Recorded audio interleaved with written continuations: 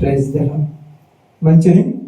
కుడి వచ్చిన అందరికి ప్రభునామములు శుభాలు వందనాలు తెలియజేయించున్నాను. ఈ దినమున యావత్ ప్రపంచం మొత్తము కూడా గుడ్ ఫ్రైడే అనేటువంటి ఈ దినమును జరుపుకుంటూ ఉంటుంది. గుడ్ ఫ్రైడే యేసుక్రీస్తు వారు సర్వమానవాళి కొరకు కలవర శిలువలో చనిపోయి 3 మెలకుల మధ్య వేలాడి తిరిగి లేచి ఉన్నాడనేటువంటి సందర్భాన్ని ప్రపంచం మొత్తము జరుపుకుంటూ ఉన్నటువంటి సందర్భం. కానీ ఒక్క యూదులు మాత్రము గుడ్ ఫ్రైడే జరుపుకోరు. ఒక్క యూదులు. ఎందుకంటే వాళ్ళు యేసు ప్రభు రాలేదు, యేసు ప్రభు చనిపోలేదు, యేసు ప్రభు తిరిగి లేయలేదని వాళ్ళు ఇక నమ్మరు. ఇక నమ్మేవాళ్ళు కాదు వాళ్ళు. కాబట్టి వాళ్ళు తప్ప ప్రపంచం మొత్తము కూడా శుభ శుక్రవారం అంటే గుడ్ ఫ్రైడే అనేటువంటి దినాన్ని జరుపుకుంటూ ఉంటారు. అయితే ఈ దినముని జ్ఞాపకం చేసుకుంటూ వాళ్ళు ఏం చేస్తారంటే ప్రపంచం మొత్తం కూడా ఉదయం 9 గంటల నుంచి మధ్యాహ్నం 3 గంటల వరకు దేవుని సన్నిధిలో గడుపుతారు.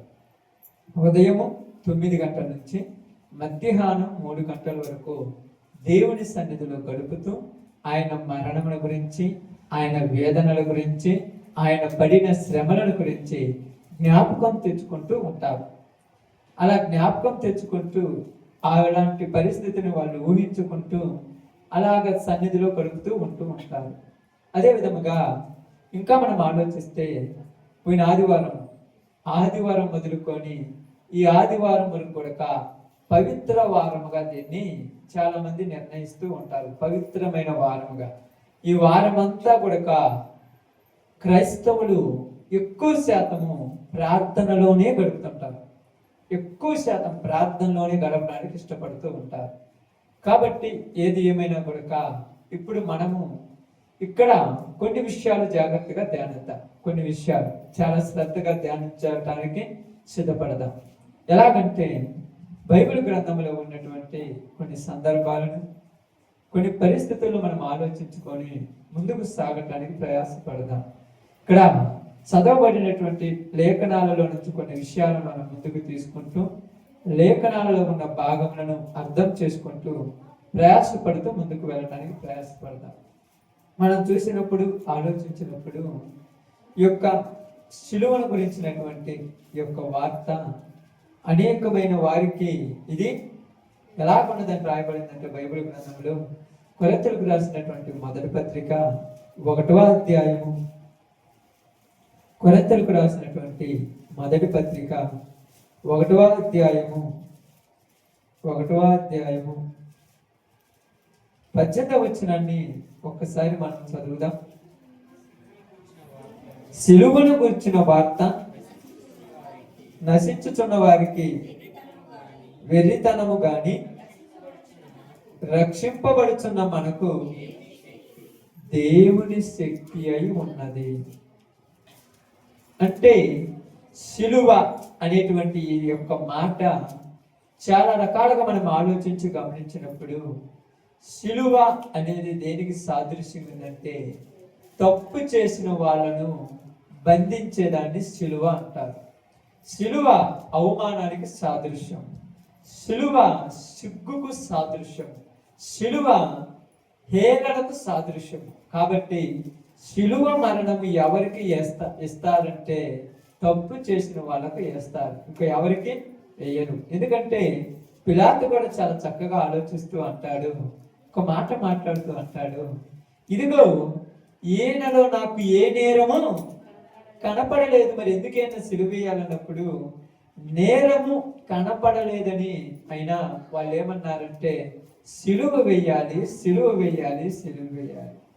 అసలు యేసు ప్రభు వారిని సిలువ దేనికి వేయాలి? వేయవలసిన అవసరం ఏమైనా ఉన్నదా? ఏ నేరము చెయ్యనివాడు కదా, ఏ పాపము లేనివాడు కదా, ఏ తప్పిదము తెలియనటువంటి ఆయనకు సిలువ వేయవలసిన అవసరం ఏమైనా ఉన్నదా అని మనం ఆలోచించినప్పుడు సిలువ వెయ్యాలనేది చరిత్రలో చెబుతున్నటువంటి మాట. సిలువల గురించి ఆలోచించినప్పుడు చరిత్ర భాగాలలోనికి మనం వెళ్ళి ఆలోచిస్తే ఇది మనకు అర్థమవుతూ ఉంటుంది. కాబట్టి ప్రియ సహోదరి సహోదరులారా, బాగా గమనించి ఆలోచించండి. ఇక్కడ యేసు ప్రభు వారి యొక్క శిలువ వేయబడినటువంటి సందర్భంలో మనకు వెళ్ళినప్పుడు, బైబిల్ గ్రంథంలోకి వెళ్ళినప్పుడు మార్కు సువార్త 15వ అధ్యాయము, మార్కు సువార్త 15వ అధ్యాయము 25వ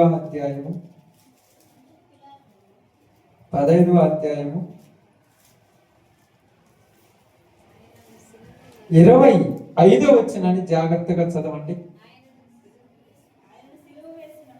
ఆయనను సిలువ వేసినప్పుడు పగలు 9 గంటలు ఆయన్ను.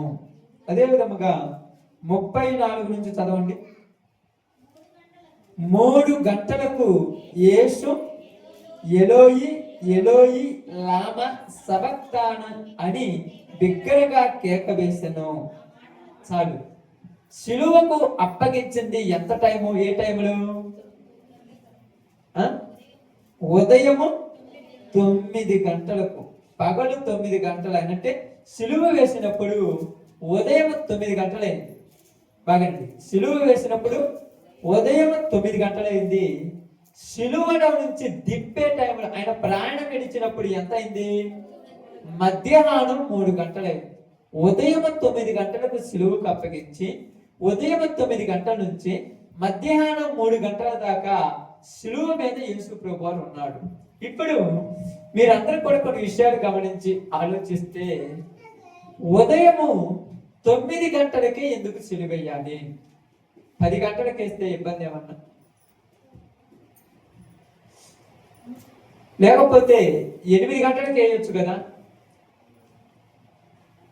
9 గంటల నుంచి 3 గంటల వరకే ఎందుకు ఉంచాలి? ఈ యొక్క 6 గంటల సమయంలో ఆయన మాట్లాడిన మాటలు 7 మాటలు అందరూ చదివిస్తుంటారు. ఆ మాటలు ఒక్కొక్కరి చేత పలికించి వాటి అర్థాలు చెప్తూ పోతూ ఉంటారు. ఇప్పుడు నేనైతే మీకు అన్ని చెప్పను, కానీ మీకు ఇక్కడ చరిత్ర చెప్పాలి, అందుకోసమే మీకు ఈ సందర్భాన్ని తెలియజేస్తున్నాను. బాగా గమనించి ఆలోచించండి. ఉదయము 9 గంటలకు ఎందుకు సిలువ వేయాలి? ఇది మొట్టమొదటి పాయింట్. రెండోది, మధ్యాహ్నం 3 గంటలకే ఎందుకు ఆయన చనిపోవాల్సి వచ్చింది? ఒక మనిషి సాధారణంగా సిలువ మీద 6 రోజులు బ్రతకరు. ఎన్ని రోజులమ్మా? 6 రోజులు. 7వ రోజు ఒకవేళ బ్రతికినా బతకనీరు, ఉంచరు. ఇశ్రాయేలీల పద్ధతుల ప్రకారము 6 రోజులు ఉంచుతారు. 7వ రోజు సిలువ నుంచి దింపేసి చంపేస్తారంటే. ఎందుకంట 7వ రోజు విశ్రాంతి దినం. విశ్రాంతి దినాన వాళ్ళు ఎవరిని ఇబ్బంది పెట్టరు, ఏ పని చేయరు, వాళ్ళు అంత ఖచ్చితంగా పాటిస్తారు. కాబట్టి ఉదయము 9 గంటలకు సిలువ వేసింది మొదలుకొని మధ్యాహ్నం 3 గంటలకు దాకా ఎందుకు సిలువలో ఉంచవలసి వచ్చిందంటే, ఇశ్రాయేలీయుల యొక్క చరిత్రలోనికి మనకు అర్థం. బాగా ఆలోచించండి. ఇశ్రాయేలీయుల యొక్క చరిత్రలోనికి వెళ్ళినప్పుడు బైబిల్ గ్రంథంలో ఉన్నటువంటి చరిత్ర మనందరికీ తెలపబడుతున్న ఒక మాట ఏంటంటే, ఉదయకాలపు నైవేద్యము అని రాయబడింది. ఉదయకాలపు నైవేద్యం అంటే ఉదయకాలము బలి. ఉదయకాలం బలిస్తారు వాళ్ళు. ఉదయకాల నైవేద్యము, సాయంకాల నైవేద్యం అని రాయబడింది బైబిల్ గ్రంథంలో. చరిత్రలోనికి మీరు వెళితే ఈ యొక్క చరిత్ర మీకు అర్థమవుతుంది. ఉదయకాల నైవేద్యము, సాయంకాల నైవేద్యం అనేది ఉంటారు. కాబట్టి ఉదయము వాళ్ళు బలి ఎప్పుడు అర్పిస్తారంటే ఉదయం 9 గంటలకు బలి అర్పిస్తారు. దేనికోసం బలి అర్పించాలో మీ అందరికీ తెలుసు. సర్వ మానవుల యొక్క పాపముల కొరకు ఒక ఏడాది గొర్రెపిల్లను, నిర్దోషమైన గొర్రెపిల్లను తీసుకొని వచ్చి దానిని బలిగా అర్పిస్తారు. ఎన్ని గంటలకు అర్పిస్తారంటే 9 గంటలకు అర్పిస్తారు. మళ్ళీ మధ్యాహ్నం 3 గంటల కంటే మధ్యాహ్న కాలం బలి అది. ఈ మధ్యలో జరిగినటువంటి సిచ్యువేషన్ అది. అయితే ఇదంతా మనం ఆలోచించి గమనిస్తే ఇక్కడ మీకు తెలపబడుతున్నటువంటి ఒక విషయాన్ని మీకు బాగా గమనించి ఆలోచిస్తే, శిలువ మరణం పొందిన తర్వాత ఆయన రక్తం అంతా కూడా శిలువలో నుంచి కారి కిందకు పడుతూ ఉంది. ఎక్కడంట? క్రింద పడుతూ ఉంది. ఆ కింద పడినటువంటి రక్తము ఆ నేలను తాకిన సందర్భాన్ని మనం ఒకసారి చూస్తే యేసు ప్రభువుని సిలువ వేయబడిన స్థలం ఏది తెలుసా? గొల్గొతా అనగా కలువరి. గొల్గొతా అంటే ఈ గొల్గొతా అనేటువంటి కొండ మీద యేసు ప్రభువుని సిలువ వేసినప్పుడు ఆ సిలువ మరణములు సిలువ మరణములు ఆ యొక్క చివరి సమయంలో ఆయన ప్రాణము అప్పగించేటువంటి సమయం ఒకటి ఉంది. ఆ 3 గంటల సమయంలో ప్రాణం అప్పగించేది. 9 గంటల నుంచి 9 గంటల నుంచి 12 గంటల వరకు లోకమంతా కూడా వెలుతురుతోనూ ప్రశాంతముగా ఉన్నది. 12 గంటల నుంచి 3 గంటల దాకా ఆ లోకమంతా ఏమి కమ్మిందంట? చీకటి కమ్మెను. చీకటి కమ్మెను. ఈ చీకటి కమ్మింది. ఇక రెండోది మనం చూసినప్పుడు అక్కడ జరిగిన సిచ్యువేషన్ చెప్తున్నాను. ఒక్కసారిగా భూకంపం వచ్చింది. భూకంపం వచ్చి భూమి పగిలిపోగానే ఆ గొల్గొతా అనేటువంటి కొండ మీద ఉన్నటువంటి అక్కడ చరిత్ర పుట్టులో చెప్తుంది. ఆ గొల్గొతా అనేటువంటి ఆ కొండ దగ్గర ఆ యొక్క కింది భాగంలో మన ఆది కాలములో ఉన్నటువంటి ఆదామును భూస్థాపితం చేయబడింది. కాబట్టి ఈ రక్తము వెళ్ళి ఆదాము యొక్క కపాలం మీద పడెను. కాబట్టి ఆ పాపమంతా కూడా తుడిచివేయబడినట్టుగా చరిత్ర పుట్టులోనికి వెళ్ళినప్పుడు చెప్పబడుతూ ఉంది. ఈ చరిత్రలోనికి మనం వెళ్ళినప్పుడు కొన్ని శాస్త్రవేత్తలు ప్రయోగించి చూసినటువంటి సందర్భం అది. కాబట్టి ఆ రక్తము లోపలికి వెళ్ళిపోయింది. లోపల ఎక్కడో ఉన్న దాని మీద పడింది. కపాలం, గొల్గొతా కపాలం అంటే ఆ కపాల స్థలము అనేటువంటి అక్కడ ఆదామును పూడ్చిపెట్టారంట. పూడ్చిపెట్టిన ఆయన ఎముకల మీద ఈ రక్తధారలో పడి ఆదాము మొదలుకొని అందరికి అది పరిశుద్ధతను ఇస్తున్నది అన్నట్టుగా చరిత్రలోనికి వెళ్ళిపోయి చెప్తూ ఉన్నారు. కాబట్టి భూకంపం జరిగింది. సూర్యుడు ఏమయ్యాడంట? అదృశ్యమాయను. లోకమంతటా ఏం కలిగిందంట? చీకటి కలిగిను. ఆ సందర్భంలో ఆయన పలికినటువంటి మాట ఏలి ఏలి లామా సబక్తాని అనుమాట.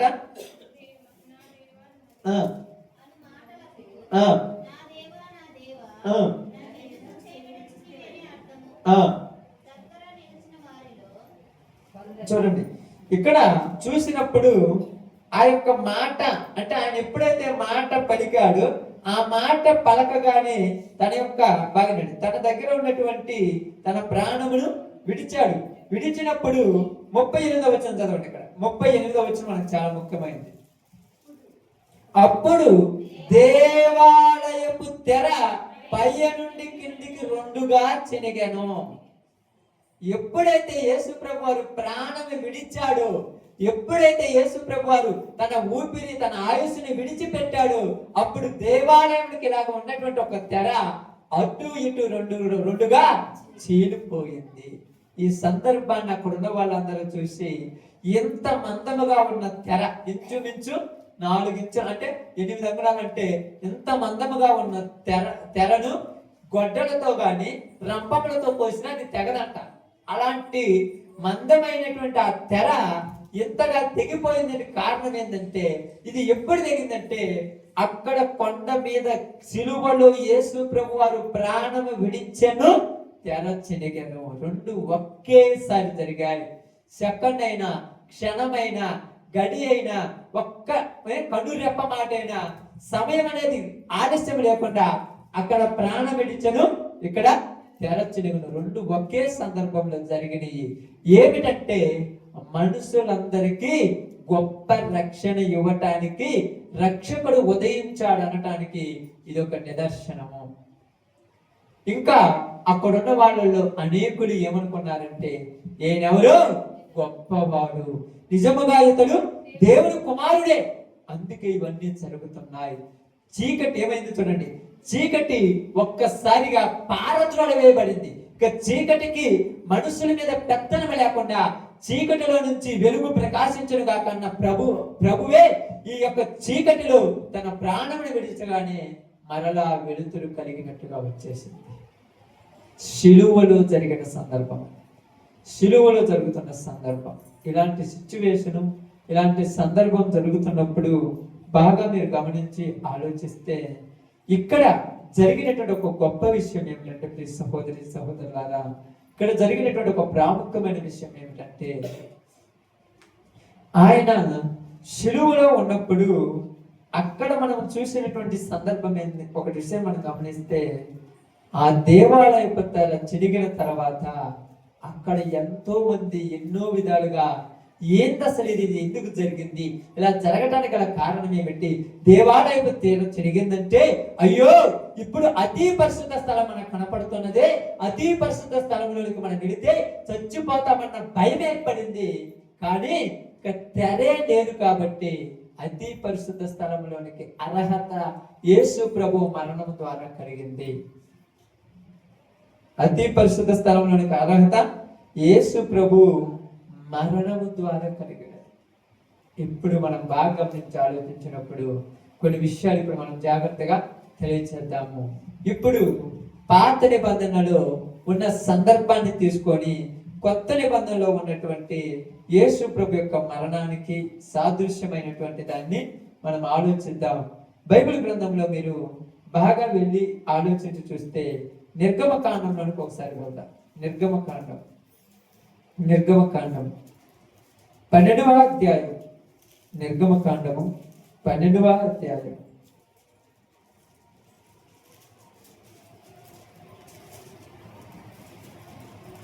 నిర్గమకాండము 12వ అధ్యాయం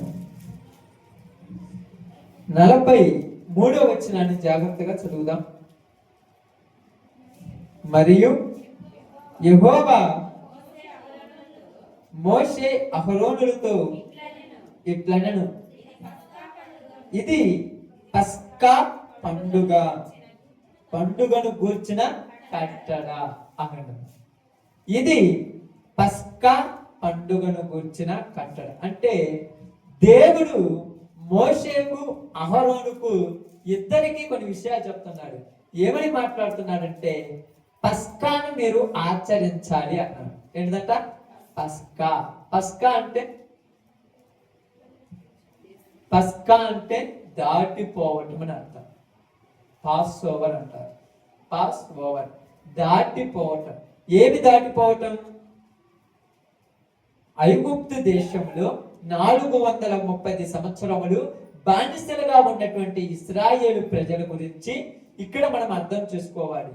430 సంవత్సరాలు బానిసలుగా ఉన్నటువంటి ఇశ్రాయేలు ప్రజలు ప్రభువును ప్రార్థన చేయగా మొరపెట్టగా పరలోకంలో ఉన్న దేవుడు వారి ప్రార్థన ఆలకించి వారిని విడిపించడం కొరకు మోషేను పంపించినట్టుగా మనందరికీ చరిత్ర తెలుసు.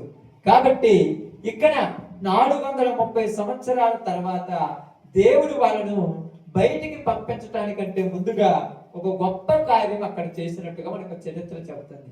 ఏం చేశాడంటే మోషేతో చెప్తున్నాడు, మోషే ఈ రోజు రాత్రి మీరందరూ కూడా ఒక విధమైనటువంటి పద్ధతిని మీరు ఆచరించాలి. ఏ పద్ధతి అంటే 12వ అధ్యాయంలో అనుకుంటాను చూడండి, మొదటి నుంచి ఒక మాట రాయబడినటువంటి సందర్భాన్ని. మోషే అహరోనులు ఐగుప్తులో ఉండగా యెహోవా వారితో ఇలాగ చెప్పాను, నెలలో ఈ నెల మీకు మొదటిది, ఇది మీ సంవత్సరమునకు మొదటి నెల. ఏంటంట? వాళ్ళు తో దేవుడు మాట్లాడాడు కదా, ఈ రోజు ఈ నెలలు ఉన్నాయి కదా, ఈ రోజు నుంచి మీ క్యాలెండర్ ఎలా ఉంటుంది, నెలలో ఈ నెల మీకు ఏ నెల, అది ఏ నెల అయితే వాళ్ళు బయటకు వచ్చే నెల ఏదుందో అది మీకు మొదటి నెల.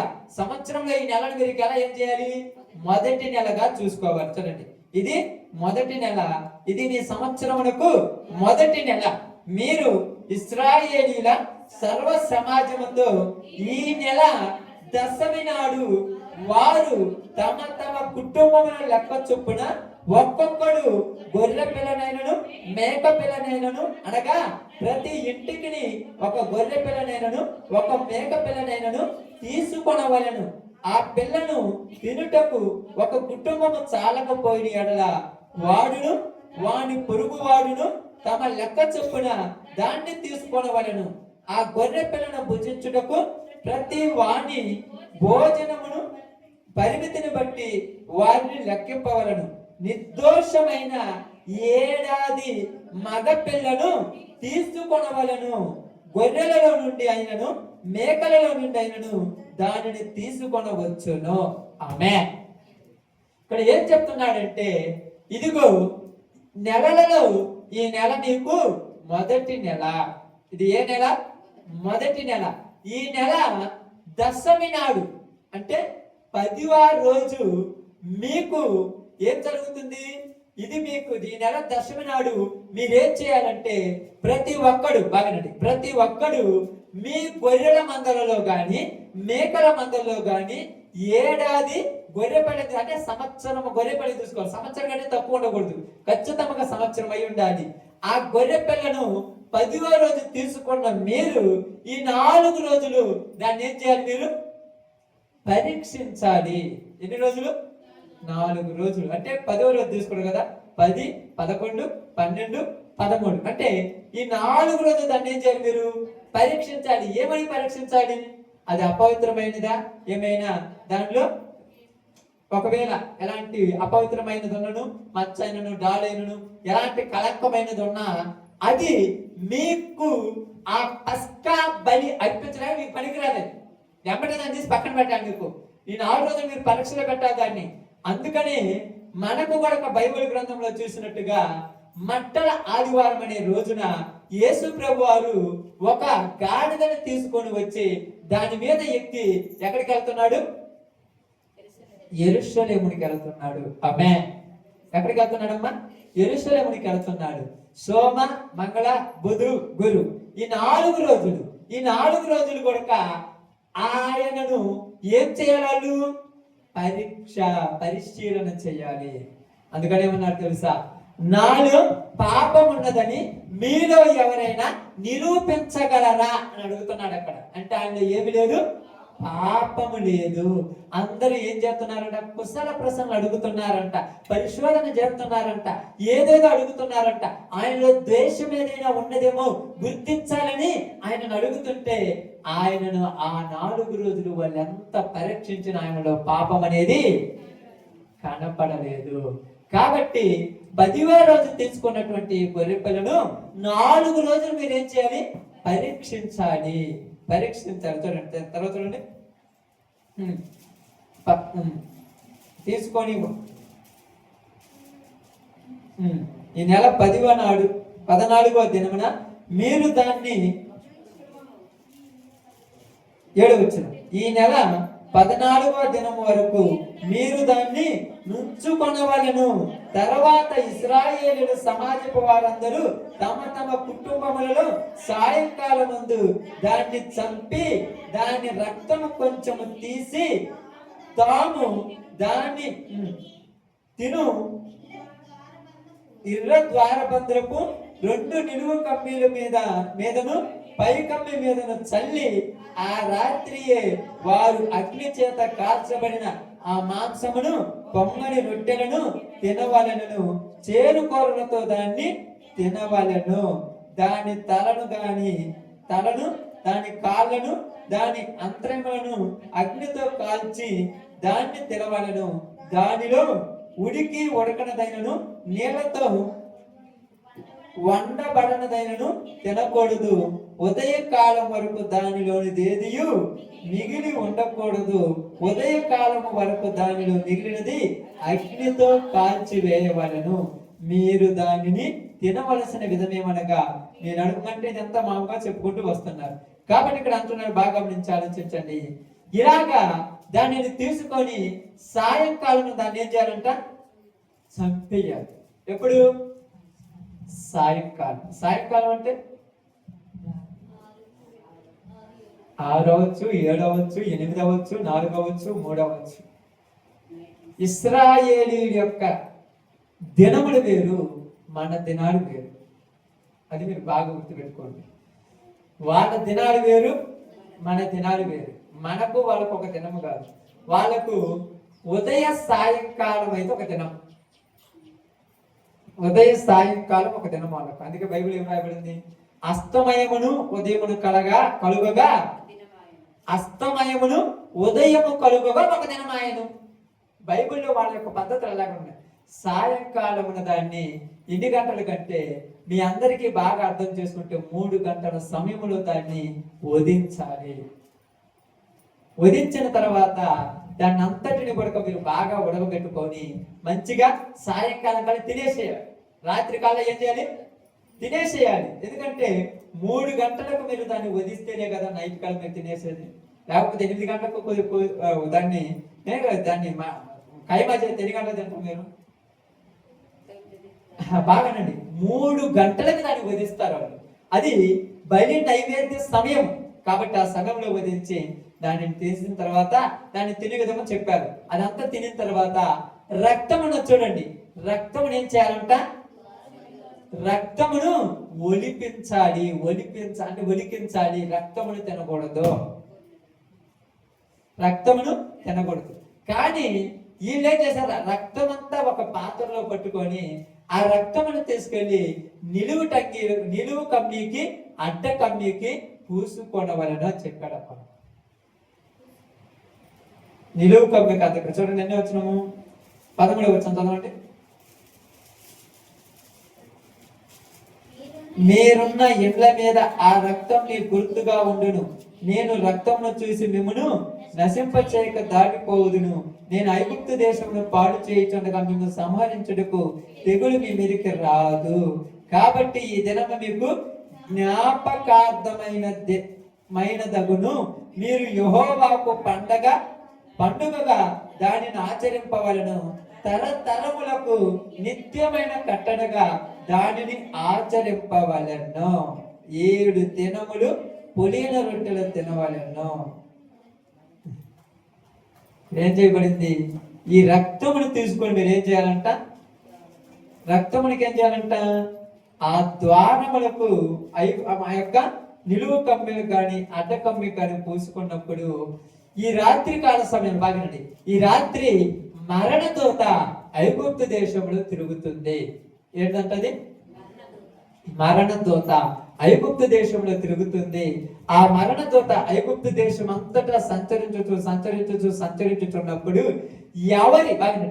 ఎవరి ఇంటి గుమ్మం మీద రక్తపు మరక ఉండదో వాళ్ళింట్లో తొలిచూలు మగబిడ్డను తొలిగా జంతువులలో గాని పశువులలో గాని ప్రతి పక్షిలో గాని తొలతగా పుట్టినటువంటి మగదానిని చంపేస్తానన్నాడు. ఆ రోజు ఇశ్రాయేలీలందరూ అని రాయబడి అక్కడ ఆ మాట నమ్మిన వాళ్ళందరూ ఆ విధంగా చేశారు. ఆ మాట నమ్మిన వారందరూ అదే విధముగా చేశారు. అలాగనే చేశారు. ఇప్పుడు మనం బాగా గమనించి ఆలోచిస్తే వాళ్ళు నమ్మి ఆ విధముగా చేశారు. చేసినటువంటి వాళ్ళు తినేటువంటి వాళ్ళు ఎవరో మనకు కావాలి. ఇప్పుడు ఎవరు పడతారో తినకూడదు దాన్ని. చూడండి బైబిల్ గ్రంథంలో నుంచి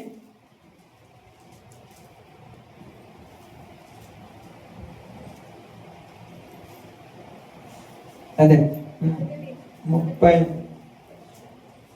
12వ అధ్యాయము 42 నుంచి చదువుతారు కదా.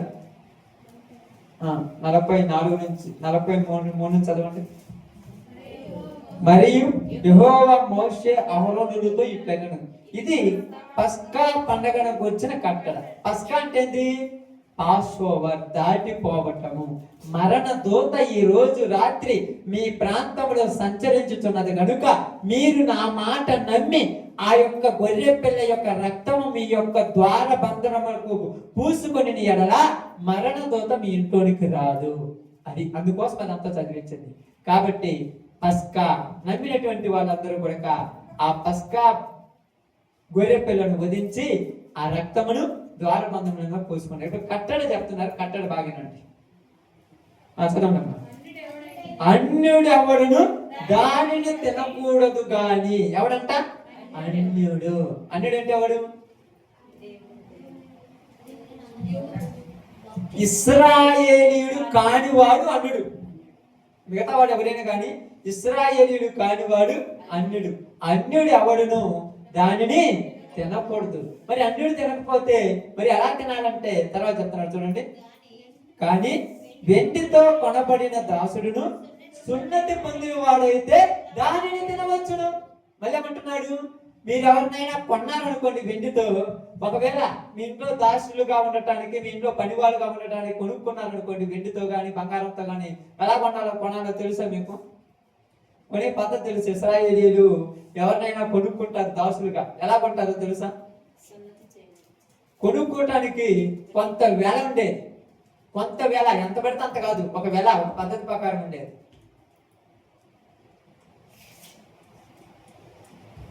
ఎంత ఉంటుంది అనుకుంటున్నారు ఆ వేల? కొనటానికి, దాసుని కొనుక్కోవటానికి ఎంత వేల ఇచ్చేవాళ్ళు వాళ్ళు? మీరు చరిత్రలోనికి వెళ్ళి చదివితే యేసుక్రీస్తు వారిని ఇస్కరియోతు యోధ ఎంత కమ్మాడు? 30 వెండి నాణ్యాలు కమ్మినట్టుగా దాసుని కొనుక్కోవటానికి 30 వెండి నాణ్యాలు చెల్లించేవాళ్ళు. ఆయన ఏమయ్యాడంట మన కోసం?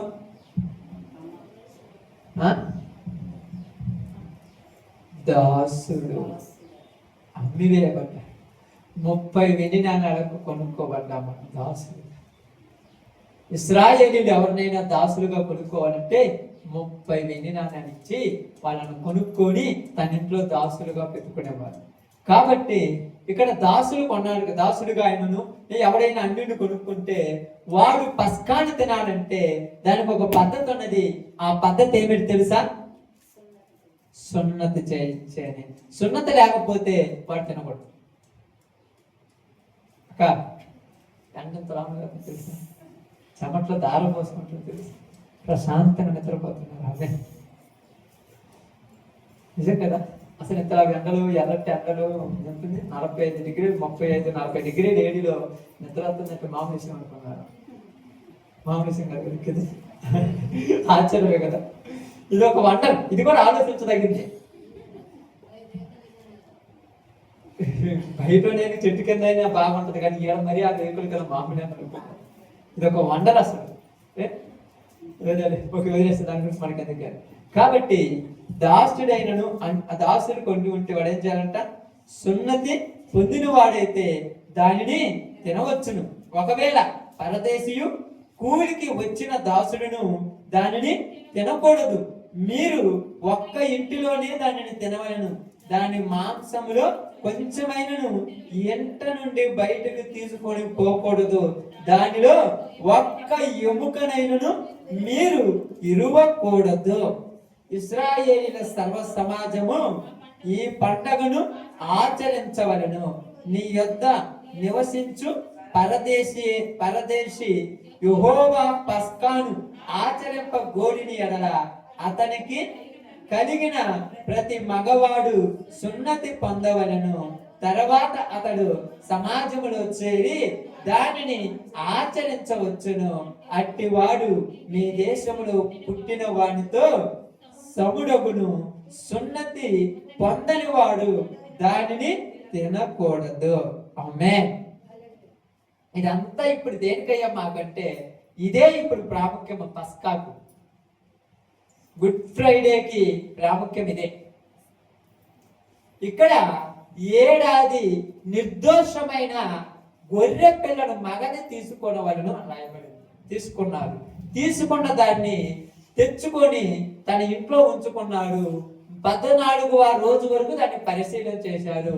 పరిశీలించిన తర్వాత, పరీక్షించిన తర్వాత దానిలో ఎలాంటి కలకం లేకుండా చూసి దానిని సాయంకాలంలో వధించి దానిని తినటానికి అర్హత అందరికి లేదు. మళ్ళీ సున్నతి పొందిన వాళ్ళనే పిలుస్తున్నారు తినటానికి రమ్మని.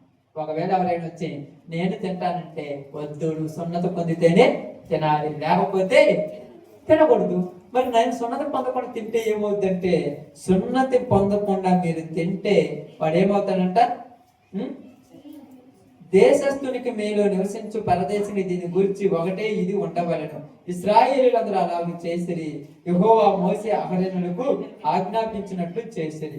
ఒకవేళ ఎవరైనా కూడా సున్నతి పొందకుండా దానిని తింటే వాడు సమాజములో నుంచి వెంటివేయబడెను. 2వది శాపగ్రస్తుడై మరణానికి పాత్రుడు. అది చరిత్రలోనికి వెళ్తాడు. అయితే ఇప్పుడు బాగానే ఉందయ్యా, అది మాకు ఎప్పుడో తెలుసు, చరిత్ర కదా బాగుందంటే కరెక్టే, కాదనట్లేదు. ఇప్పుడు మనం కూడా ఆలోచించి గమనిస్తే బైబిల్ గ్రంథంలో నుంచి ఇప్పుడు ఒక సందర్భాన్ని మనం తీసుకుందాం. అపోస్తలుడైనటువంటి పేతురు రాసినటువంటి మొదటి పత్రిక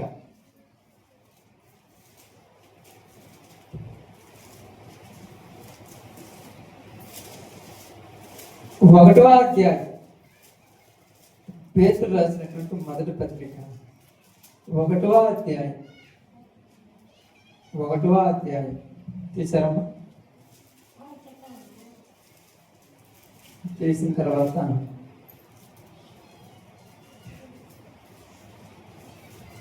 19వ వచనాన్ని జాగ్రత్తగా చూడండి. అమూల్యమైన బాగుందమ్మా.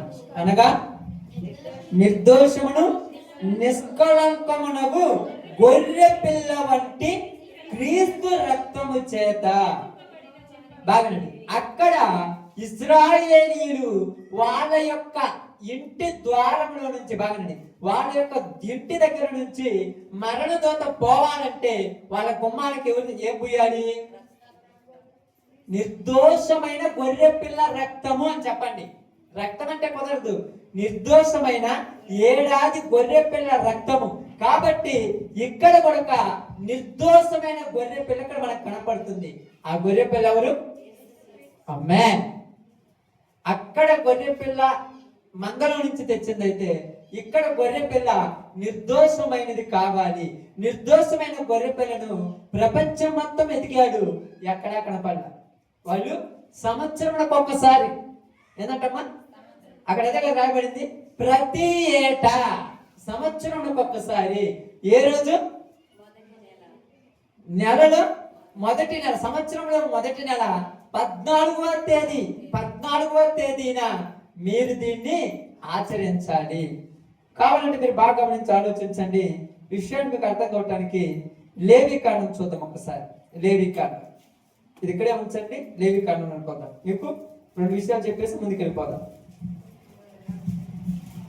లేవికాండం 22వ అధ్యాయం 10వ వచనం. 22:10.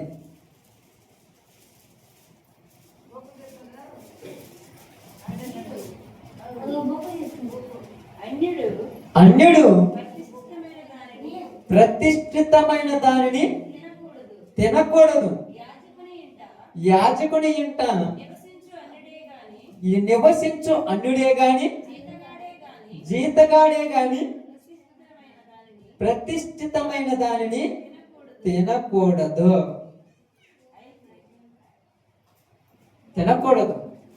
మనం ఏమనుకుంటాము? పెడదాములే కొద్దిగా, ఏమవుతుంది అనుకుంటే వద్దు అన్నాడు దేవుడు. దేవుడు వద్దు అన్నాడంటే చేస్తేది పాపం. పాపం అని వచ్చి చేద్దాం మరణం. ఇంకెవరు దాన్ని ఆపడానికి అది శాపం అయిపోయింది.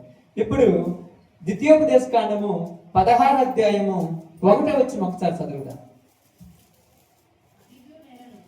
అబీబు నెలలో ఆచరించి దేవుడైన యెహోవాకు పస్కా పండగ జరిగింపవలెను. ఏది అనగా అబీబు నెలలో రాత్రి వేళ దేవుడైన యెహోవా ఐగుప్తులో నుండి నిన్ను రప్పించను.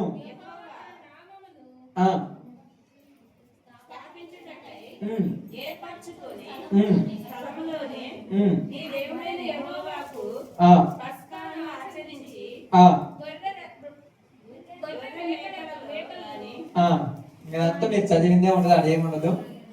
అబీబు నెలలో ద్వితీయోపదేశకాండం 16:1 అబీబు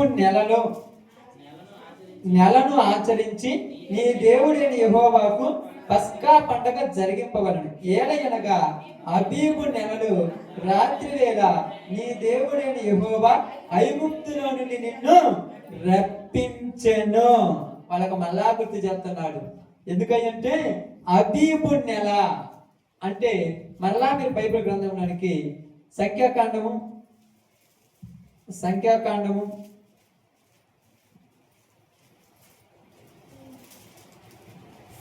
28:16. 28 అధ్యాయం 16 వచ్చింది.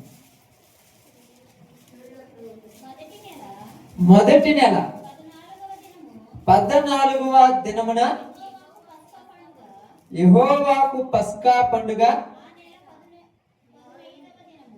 ఆ నెల 15వ దినము పండుగ జరుగును. చాలుగా మొదటి నెల 14వ దినము. మొదటి నెల 14వ దినము అంటే ఏ నెల? మొదటి నెల అంటే ఆబీబు నెల. ఇంకా నెలకు ఒక పేరేమో తెలుసా? అబీబు నెల. మరలా మీరు కొన్ని దిక్కులకు వచ్చిన తర్వాత ఎస్తేరు గ్రంథము ఆ ప్రాంతాలకు వచ్చినప్పుడు నీసాను మాసము అని రాయబడింది. నీసాన్ అన్న ఆబీబ్ అన్న ఒకటే.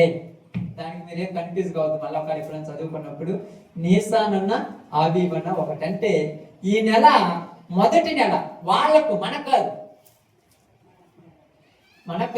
మనకు ఏ నెల మొదటిది? ఏంటిది? చైత్రం, ఉగాది. మన నెలలు మనకు గుర్తులేవు. మీకు గుర్తుంది? మీకు ఉగాది మన నెలని? ఉగాది మన నెల. వాళ్ళకు అబీబు నెల. ఇవికి ఇంగ్లీష్ వాళ్ళకు జనవరి. ఇది నెలలు కాబట్టి ఆ నెల ఎప్పుడు వస్తుందో అప్పుడు డేట్ మారిపోతుంది. మీకు అర్థం కావాలి. పస్కాని వాళ్ళు ఎప్పుడంటే అప్పుడు ఆచరించరు. పస్కా వాళ్ళకు కొన్ని కట్టడలు ఉన్నాయి, కొన్ని కండిషన్లు ఉన్నాయి. ఆ నెల 14వ దినమున వాళ్ళు ఆచరిస్తారు పస్కా. అంటే మనం చెప్పినట్టు ఆచరించరు వాళ్ళు. ఆయన ఉన్నటువంటి అధికారులు ఎలాగైతే రంజాన్ మాసాన్ని పెట్టడానికి, రంజాన్ వాళ్ళు ఎలాగైతే అది నెలపడి పంట చూడండి, అది వచ్చినప్పుడు చూసి వాళ్ళు చూస్తారు. అలాగే ఈయన కూడా దీనిని ఆచరించడానికి కొన్ని కండిషన్లు ఉన్నాయి. అందుకనే మీకు చాలాసార్లు చెప్పినాను, ఇది సంవత్సరానికి ఒక రోజు మారిపోతుంది. అది మనం పెట్టేది కాదు, పైన ఉన్న వాళ్ళు పెట్టారు. అది మన ఇష్ట ప్రకారం పెట్టుకోవడం. అబీబు నెల 14వ దినమున ఇశ్రాయేలీయులు పస్కా పండుగ ఆచరిస్తారు. ఇప్పటికీ ఆచరిస్తారు. ఈ రోజు ఇశ్రాయేల్ దేశానికి వెళ్తే వాళ్ళు ఏం చేస్తుంటారు? పస్కాను ఆచరిస్తారు. మనం గుడ్ ఫ్రైడే చేస్తున్నాం అంతే. మనం మరి పోతే మనం రాని రాళ్ళు, మీరు సున్నతి చేసుకుంటే రాని, లేకపోతే లేదంటారు. కానీ మనం గుడ్ ఫ్రైడే ఆచరిస్తున్న వాళ్ళు పస్కాను ఆచరిస్తారు. వాళ్ళకు పస్కా ఎందుకంటే ఈ దినమున దేవుడు మమ్మల ఐగుప్తు బానిసత్వంలో నుంచి బయటికి తీసుకొని వచ్చాడని వాళ్ళకు గుర్తుంది. తరతరముల వారు ప్రతి సంవత్సరము దీనిని ఏం చేయాలంట? కావాలంటే యెహోషువ గ్రంథంలో చూడండి, మీకు ఒకసారి చెప్పాను 5వ అధ్యాయంలో. యెహోషువ గ్రంథం 5వ అధ్యాయం మీకు అర్థం కావడానికి 5వ అధ్యాయం ఇస్తారమ్మా.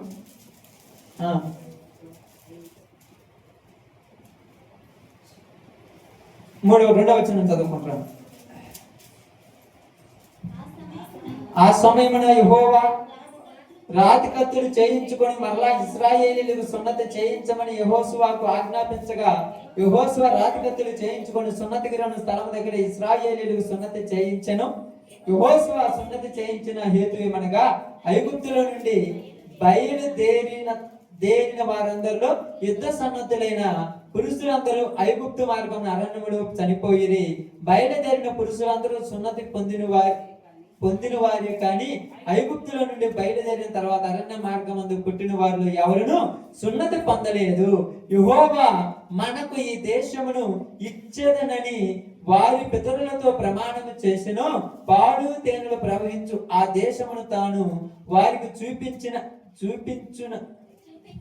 చూపింపనని యెహోవా ప్రమాణము చేసి ఉండెను గనుక ఐగుప్తుల నుండి వచ్చిన ఆ యోధులందరూ యెహోవా మాట వినకపోయినందున వారు నశించు వరకు ఇశ్రాయేలీయులు 40 సంవత్సరములు అరణ్యములో సంచరించుచూ వచ్చిరి.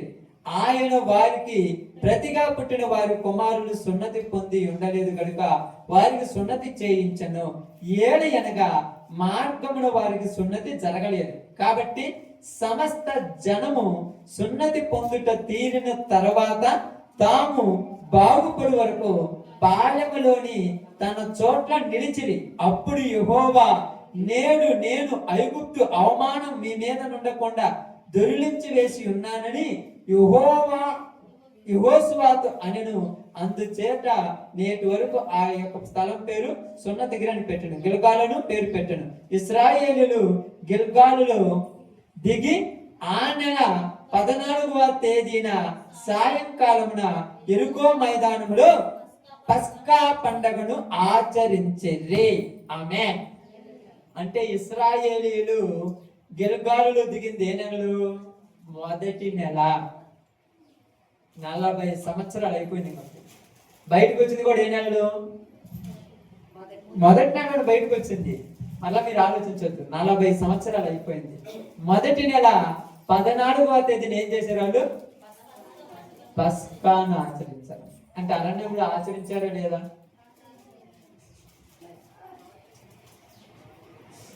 కొట్టుకోవడానికి తిట్టుకోవడానికి తిండి మీద తిప్పల మీదే ధ్యాస ఉంది, ఎటన్నిటి మీద ధ్యాస ఉంది అనుకో. అయ్యో, దేవుడు మనకు మరలా ఆజ్ఞాపించాడు కాబట్టి పోయి పస్కాను ఆచరిద్దామల్లా. వెంటనే అందరికీ సున్నతి చేయించాడు. సున్నతి చేయించిన తర్వాత వాళ్ళు బాగుపడే వరకు ఆ గోప్య చర్మం కట్ చేసిన తర్వాత మరలా అది మాలిపోయి యథావిధికి వచ్చేంత వరకు అక్కడే ఉన్నారు. తర్వాత ఇక్కడికి వచ్చిన తర్వాత పస్కాను ఆచరించారు. పస్కా జరగాలి అంటే ఎందుకు ఆగి చేయలేదు అప్పుడంటే సున్నతి లేకపోతే పస్కా చేయడానికి లేదు, అందుకోసమని అది చదివించింది. కాబట్టి ఇప్పుడు నిర్దోషమైన మగ గొర్రె పిల్ల అంటే ప్రపంచం మొత్తం పైన ఆకాశం ఎందైనను, కింద భూమి ఎందైనను, భూమి కింద నీటి ఎందైనను ఎక్కడ వెతికినా నిర్దోషమైన మనిషి కానరాల. ఎక్కడ కానరాల. మనం కోట్ల కొలది, వేల కొలది, లక్షల కొలది ఎన్నెన్నో చెప్తుంటారు. దేవుళ్ళు దేవతలు ఏదేదో చెప్తుంటారు. ఎవరిలో నిర్దోషమైన వాడు ఒక్కడూ కానరాలేదు. అందువల్ల దేవుడు ఏమన్నాడంటే, ఇప్పుడు నా ప్రజల కొరక ఐగుప్తులు ఎలాగైతే బానిసలుగా, ఐగుప్తుల కింద ఇశ్రాయేలీలు ఎలాగైతే బానిసలుగా ఉన్నారో అదే విధముగా నా ప్రజలు, నేను తయారు చేసుకున్న ప్రజలందరూ పాపమనే పాప బంధకముల కింద బానిసలైపోయి ఉన్నారు. దేని కిందంట? పాపమునకు బానిసలైపోయి ఉన్నారు. ఎంత బాగా రాయబడింది చూడండి. పాపమునికి ఏమయ్యారంట. అందుకని రాత్రి కాల సమయంలో అక్కడ చదివించాను. ఆహాబు ఏలియాతో ఒక మాట అంటాడు. ఏమంటాడు తెలుసా? పాపమునకు నన్ను నేనే అమ్ముకున్నాను అని రాయబడింది. చూడండి ఆ మాట చదువు ఒకసారి. రాజులు 2వ గ్రంథం 21వ అధ్యాయంలో.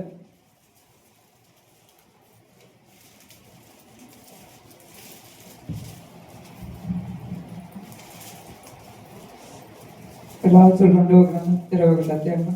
మొదటి రాజుల గ్రంథం 21వ అధ్యాయం.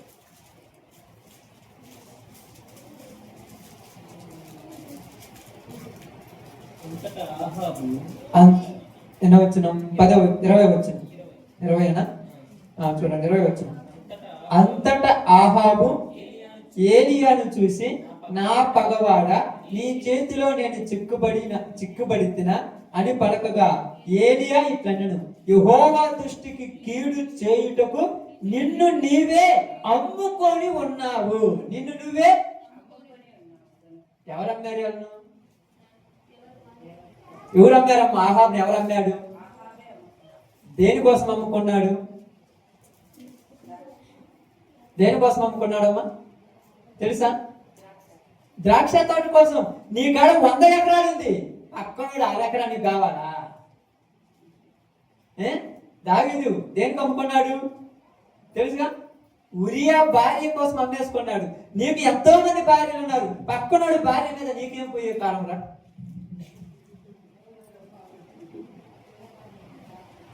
అమ్ముకున్నారు. అమ్ముకొని అక్కడ కట్టేయబడి మమ్మల్ని ఎవరు ఇడిపెత్తారు, మమ్మల్ని ఎవరు ఇడిపెత్తారు, మమ్మల్ని ఎవరు ఇడిపెత్తారు అంటే ఇడిపించడానికి కరెక్ట్ వాడు కావాలిగా. ఎవరు పడితే వాళ్ళు ఇడిపిస్తే ఒప్పుకుంటా. నువ్వు చదివితే ముందు నీది నువ్వు చూసుకోమా, తర్వాత నాకు చదువు అంటారు. అంతే కదా ఇప్పుడు అందరూ అనేది. ఏందమ్మా నీ ఇష్టం మీద అలా ఉన్నావు, ఏందా అట చేస్తున్నావు అంటే, నీ ఇది నువ్వు కడుక్కో, నా తర్వాత చూద్దావు కానీ అంటే చెప్పేవాడు ఒక్క లేడు. అందరి క్యారెక్టర్ అట్టాడితే అందరూ పర్ఫెక్ట్ అనుకుంటున్నారు, ఎవరు పర్ఫెక్ట్ లేరు. అందుకే ఈ రోజు మీరు అనుకుంటున్నారు, ఇంతకు ముందు రోజుల్లో పెద్దోళ్ళు ఒక మాట చేస్తే వినేవాళ్ళు, ఇప్పుడు ఎవరు వినట్లేదంటే పెద్దోళ్ళు ఇప్పుడు కరెక్ట్ లేరుగా. చెప్పడానికి ఇది కరెక్ట్ ఉంటాయి కదా వినేది. ఇంతకుముందు కరెక్ట్గా ఉండేవాడు, పర్ఫెక్ట్గా ఉండేవాడు, చెబితే ఎవడైనా వినేవాడు. రే తాగు, ఈ వయసులో ఎందుకు తాగుడంటే నువ్వు తాగుతున్నావు అంటాడని నేను అనట్లేదు ఈరోజు.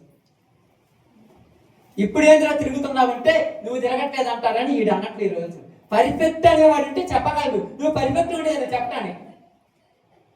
అందుకని ఏమన్నాడు తిమోతికి పౌలు గారు రాస్తూ, సంఘ పెద్దగా ఉండవలసిన వాడికి లక్షణాలు చెప్పాడు. మీకు తెలుసా?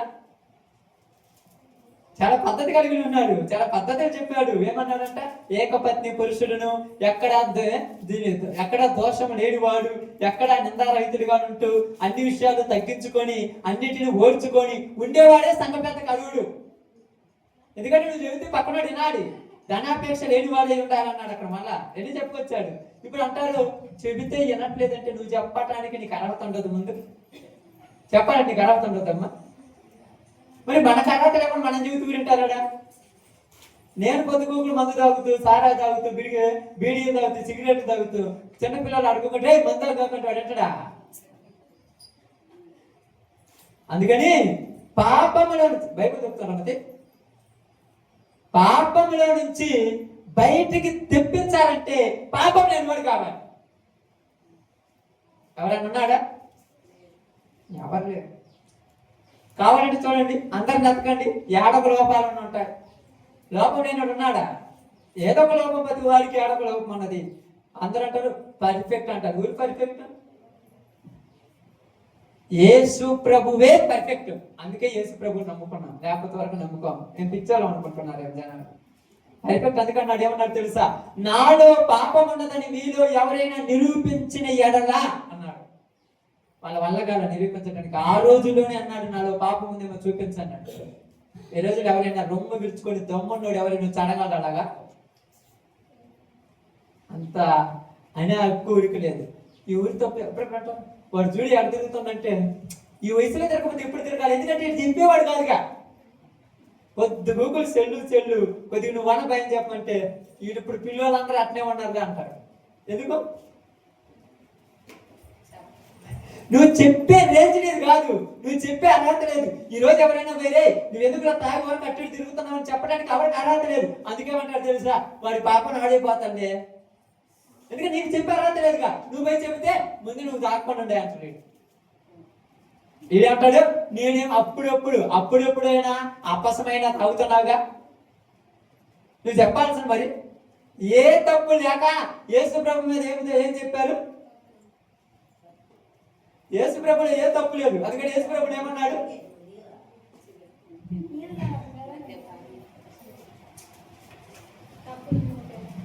తప్పేమి దొరకకపోతే యేసు ప్రభుకి దెయ్యం పట్టిందని చెప్పారు.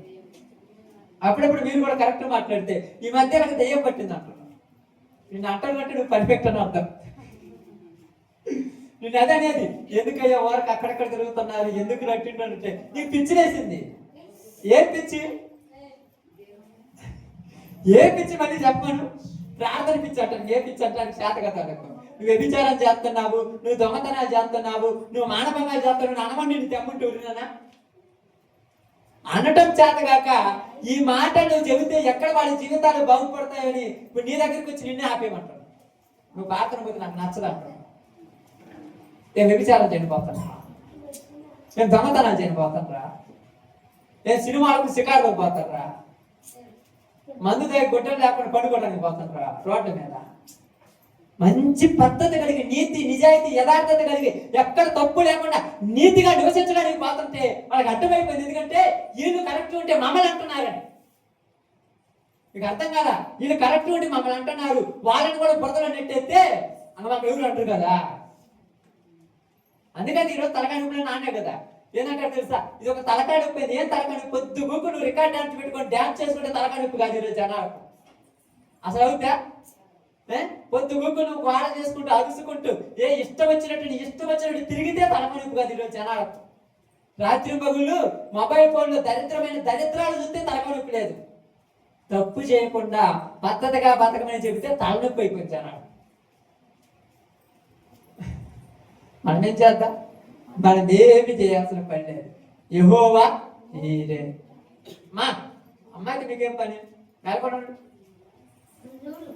ఏం మేలకొండ, మీ పని మీరు చూసుకోండి. మీరు చూడండి, అమ్మాయికి ఏం పని చూడండి. యెహోవా. మనం ఏం చేయాల్సిన పని లేదు. చాలా మంది అంటారు, మేము మంచి మార్గంలో పోతుంటే మాకు కుదరట్లేదంటే, కుదరకుండా ఉన్నదంటే నువ్వు కూడా తప్పు మార్గంలో ఉంటావట. అది ఇష్టమని కాబట్టి అయ్యాడు. నాబోతు ఆహాబు యెజబెలుతో చెప్పాల్సింది, అమ్మా అది మనది కాదు, తన పితరుల కష్టార్జితం, అది బుద్ధి పెడితే లేకపోతే లేదు. మనం ఎందుకు వాడి మీద లేకపోతే అబద్ధ సాక్ష్యాలు చెప్పించాలి? ఏం చెప్పించారంట నాబోతు మీద? ఏంటంట? అబద్ధ సాక్ష్యం. అబద్ధకులను పెట్టారంట. అబద్ధకులు అంటున్నారంట. నాబోతు ఏం చేశాడంట? ఏం చేశాడంటమ్మా తెలుసా మీకు? రాజును దేవుని తిట్టారంట. ఈరోజు అప్పుడప్పుడు నీ గురించి కూడా వచ్చేది, మా ఇష్టం వచ్చింది చేసుకుంటే ఏం చేసుకుంటే తెలుసుకో. అసలు నువ్వు నోరెత్తి కూడా అయ్యా అబద్ధ సాక్ష్యాలు అయ్యి.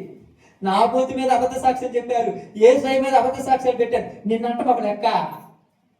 ఎంత దురభిమానమరా? దురభిమానమా? ఇది న్యాయమే. ఇది నువ్వు దురభిమానం అనుకుంటే తప్పు. ఇది న్యాయమే. ఇది అన్యాయమా? ఇది న్యాయమే. యేసు ప్రభువు మీదకి వచ్చింది న్యాయమైన తీర్పా, అన్యాయమైన తీర్పా? అది నీకు నాకు తెలుసు, వాళ్ళందరికీ న్యాయమైందే. అంతేగా చాలా అంటారు. మరి ఈ మధ్య ఎక్కువ అయిపోయింది. ఏం ఎక్కువైంది? తాగుడు ఎక్కువైంది. మనకేమన్నా తిరుగుడు ఏమన్నా ఎక్కువైందా చెప్పండి? లేకపోతే ఇళ్లలో జ్వరబడి ఒక పనికి మానలాగా జ్వరబడి గోడ దూకేది ఎక్కువైంది మధ్య మనకు. మరి ఏమి ఎక్కువైందండి? ఏమి ఎక్కువైంది? భక్తి ఎక్కువైతే నీకెందుకు కష్టం? గోడ దూకేవాడిని ఏమని లేవు, తలకాయలు మార్చేవాడిని ఏమని లేవు, నీ పేరు మీద నా పేరు మీద చెప్పి అందరి నుంచి లోన్లు తెచ్చుకునేవాడిని ఏమని లేవు. దేవుడి గురించి నీతి చెప్పేవాడిని అంటావు. ఎందుకంటే నోరు మూసుకొని ఉన్నాడు కాబట్టి ఎవరైనా అంటారు. అంతే కదా తెక్కేయాలంటే. అదే జరిగేది ఇక్కడ. యేసు ప్రభుని అంటున్నారు అందరూ. ఎవరైనా పిలాతుని అన్నాడా? ఎవరైనా బరబ్బాని అన్నాడా? బరబ్బానే మాకు కావాలన్నారు. ఈరోజు నువ్వు కావాలని అన్నాడు కదా. అప్పుడప్పుడు అంటే మనం ఏ పక్కలు కూడా మాట్లాడలేదు. ఎందుకు మాట్లాడుతున్నా నాకు అర్థం కాదు. వాళ్ళు ఎవరు కావాలన్నారమ్మా? బరబ్బా ఎలాంటివాడంట? మోసగాడు. చదవండి, చెప్పండి. మోసగాడు, బందిపోటు దొంగ, వాళ్ళ ఇళ్ళకి పోయి వాళ్ళ భార్యలను వాళ్ళ కూతురులను చనిపోయేవాడు. రాయబడింది అక్కడ. నేను అబద్ధాలు చెప్తున్నా. నిజమనుకున్నారా? దారి కాడ కాపలా కాసి వస్తుంటే వాళ్ళ మీద కూడా చనిపేసేవాడంట. ఇప్పుడు ఈడే మాకు కావాలన్న. యేసు ప్రభు ఏం చేశాడు? సేనా దేవుల పట్టిన వాడిని దెయ్యాలు వదలగొట్టాడు. యేసు ప్రభు ఏం చేశాడు? చనిపోయినటువంటి వాళ్ళను తిరిగి లేపాడు. గుడ్డివాడికి చూపునిచ్చాడు. కళ్ళు లేనివాడికి నడకలేనివాడికి నడకనిచ్చాడు. యేసు ప్రభు మాకు వద్దన్నారు. అప్పుడు యేసు ప్రభుడే వద్దన్నాడు. ఇప్పుడు నేను కావాలంటారా? ఎప్పుడైనా ఆలోచించి మీరు అప్పుడప్పుడు అంటారు, ఏందయ్యా దేవుడు అనేవాడు ఉంటే ఏం చేయాలి? యేసు ప్రభు కూడా అనేదా దేవుడు అనేవాడు ఉన్నాడా లేడని? ఏమన్నాడు? పేతురు, నీ కత్తి నీ వరలో పెట్టము. ఇప్పుడు నేను నా తండ్రికి ప్రార్థన చేస్తే సైన్యం రాదా? మరి ఎందుకు నేను చేయట్లా? లోక కళ్యాణం నిమిత్తమే జరగాలి. ఈరోజు నిన్ను నన్ను దూషిస్తున్నారంటే జరగాలి. నువ్వు నోరు మూసుకొని చేతనైతే మౌనముగా ఉండవు. మనకు రోసం పెరిగిపోతుంది. అబ్బో ఆవేశం అవుతుంటుంది. ఎంతలా ఉన్నట్టుంటో తెలుసో. ఎందుకంటే ఈ మధ్య సినిమాలు సీరియల్ ఎక్కువ చూసాం కదా. ఎందుకని అంటుంటారు కదా, తగ్గేది అంటారు కదా. ఏమేమమ్మా నేనెందుకు తగ్గాలి? మరి యేసు ప్రభు కంటే చేతగాన్నాడుగా, యేసు ప్రభు కంటే గొప్పడుగా. యేసు ప్రభు మౌనముగా ఉన్నాడు. వెనక నుండి తన్నింది ఒకరు, తను ముందు నిలిచి నవ్వింది మరొకడు. నిందలేసినారు, అపహాసం ఆడినారు, అయినా నోరు తెరవలేదా? ఏ ప్రేమ! నోరు తెరవలే. నోరు తెరవకపోతే ఏమంటారు? ఈరోజు అనకపోతే మనం తప్పుడు అని అంటారు. అంటే అండి వీళ్ళు తప్పుడు అంటే తప్పుడు మాత్రమా? నేను చెప్తాను చూడండి. ప్రపంచం మొత్తం, ఊరంతా ఒక్కముడిగా ఉండి నన్ను తప్పుడోనండి, నేను తప్పుడోని అవుతున్నా? జనాలు అందరి దృష్టిలో తప్పుడోని వచ్చాము, అందరు నన్ను తప్పుడోళ్ళు ఎక్కడ వేయొచ్చాము. పరలోక దేవుడు అనేవాడు అక్కడ ఉన్నాడు. ఆయన తీర్పులకు చెప్పుడు తెలిసిపోతుంది మన నిజమైతే. అందుకే చెప్తున్నాను, ఇక్కడ ఏదో అంటున్నాడు, నిర్దోషమైన. రెచ్చగొడుతున్నారమ్మా యేసు ప్రభు. ఏమన్నారు తెలుసా? ఆయన నుంచి తెలుసా మీ అందరికి? ఒక్కసారి చెప్పు, నేను విడిపించే అధికారం నాకు ఉంది అంటున్నాడు. ఎవరికి ఉందంట? పిలాతుకు. నువ్వు ఒక్కసారి చెప్పు, అధికారం నాకు, నేను ఎవరు విడిపిస్తాను? నా తండ్రి అధికారం లేకుండా నువ్వేం చేయగలవు? నేనేం మాట్లాడాను? మౌనమే. అది ఆ మాట చెప్పాలి, సమాధానం కాదు. మౌనమే అంగీకారం. ఏం మాట్లాడకపోతే అంగీకరించినట్టే. అందుకన్నాడు, ఏమీ మాట్లాడలేదు కాబట్టి అతను ఒప్పుకున్నాడు. సిలువేయండి, సిలువేయండి, సిలువేయండి అన్నారు. వరకు అన్నారా? ఈరోజు మనం మౌనంగా ఉంటే నిజమైతే చెప్పరాదు. ఏం చెప్తే ఏం నమ్ముతాడు వీళ్ళు? చెప్తే నమ్ముతురా? ప్రూఫ్లు కావాలి కదా, ప్రూఫ్లు చూపించిన నమ్ముతురా? నేను అనలేదంటే నువ్వు అన్నావు, నేను అనలేదంటే నువ్వు అన్నావు, నేను అన్నాను పోను. అది అన్నావు చూడు, నువ్వే ఒప్పుకున్నావు. నేను నీ గోడ తట్టుకోలేక అన్నాను అన్నంటే అన్నావు పోని. గోడ అనేది అందుకే చెప్తున్నాడు, నిర్దోషమైన గొర్రె పిల్ల అక్కడికి వచ్చి నిలబడింది. దేనికోసం నిలబడింది?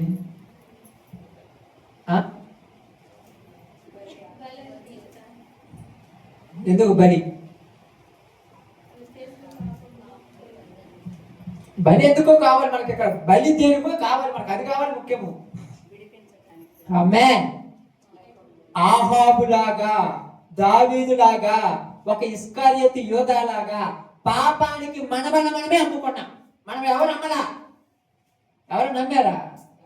మనమే. ఎందుకు అమ్ముకున్నాం? దేనికి అమ్ముకున్నాం? ఇప్పుడు ఆహాబు దేనికి అమ్ముకున్నాడు? ఉండదాంతో తృప్తి లేదు, కొత్తవి రావాలి జనాలకు.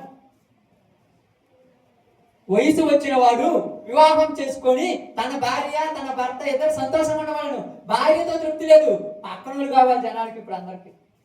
అందుకే కదా దావీదుని తీసుకొచ్చినంత కొట్టింది. వారికి నేనా?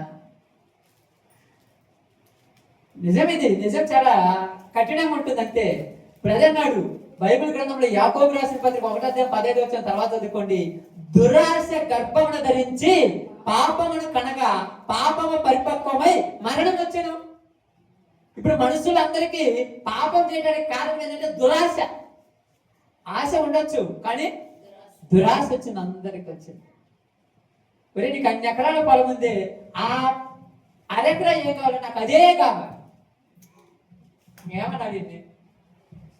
అప్పుడప్పుడు మీరు చూస్తుంటారుగా, మీ పిల్లోడికి చాక్లెట్ కొనిస్తారు, చేపకూర కొనిస్తారు, అన్ని కొనిస్తారు, 500 కొనిస్తారు. పక్కన 20 రూపాయలు పెట్టి ఏం తెచ్చుకుంటారంటే పీస్ పెట్టాలి తెచ్చుకుంటారు. నాకు అదే కావాలి. ఇన్నున్నాయిగా, ఆ పీస్ పెట్టాయి కావాలి. ఇప్పుడు రావడం దాటానికి వాడు అమ్మెంటే వెళ్ళిపోయి ఇప్పుడు నీ పెట్టిందిరా. మరి ఏం చేయాలి?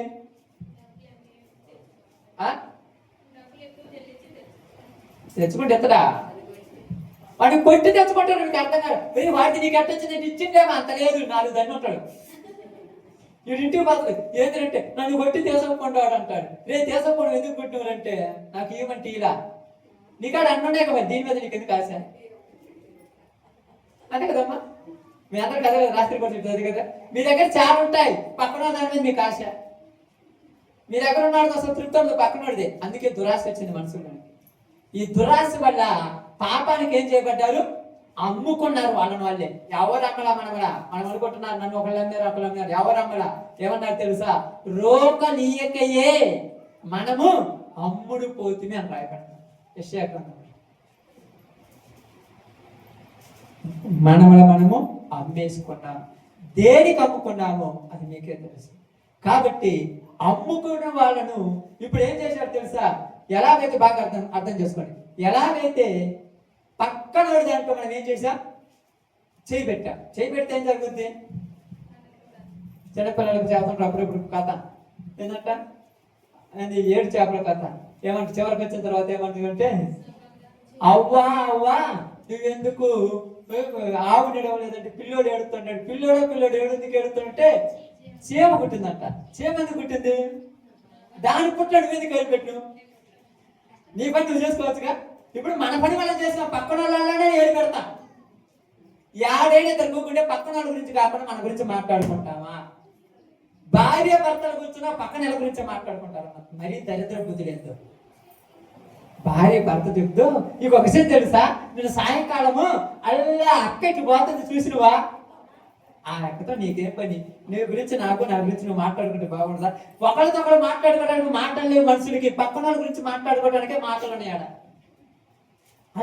అల్లా ఇంజరీ అట్లా అవుతున్నాడు. ఆయన నవ్వితే నీకేమి? నవ్వితే నీకేమి?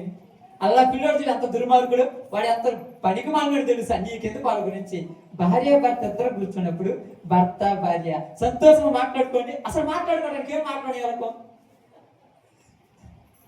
ఏమన్నా మాట్లాడుకోవడానికి ఏమంటావు? అందుకే పక్కన గురించి మాట్లాడుకుంటారు. ఇంకేదైనా మాట్లాడాలనుకోండి, కావాలంటే గుర్తు తెచ్చుకోండి. మరి ఒక అరగంట చూసుకోండి, మాట్లాడుకోవడానికి ఏమైనా ఉన్నాయా? అసలు ఏమి లేవు. ఎందుకు అనుకుంటున్నామా? ప్రేమతో మాట్లాడుకుంటే, ఆప్యాయతతో మాట్లాడుకుంటే, ఆనందంతో మాట్లాడుకుంటే వచ్చి పిల్లవాడు అన్నం తిన్నాడా, ఏం చేశాడు, నువ్వు అన్నం తిన్నావా, నేను ఇప్పుడు దాకా పని కాడి చేసి వచ్చాను, ఇలాగుందా, మన డబ్బులు ఎంత ఉన్నాయి, మనం ఏం చేసుకుందాం, నీ జీవితం ఎలా ఉంది, నీకేమన్నా ఇవి మాట్లాడుకుంటే ఏ రోజు కొట్టుకుంటారా? పొద్దుటా నుంచి వచ్చావు, 2000 తెచ్చావు, ఏం చేశావు, గుడ్డుకాక ఏం చేస్తావు? నీ ఏ తలకాడినప్పుడు ఈ గారు మాట్లాడుకుంది.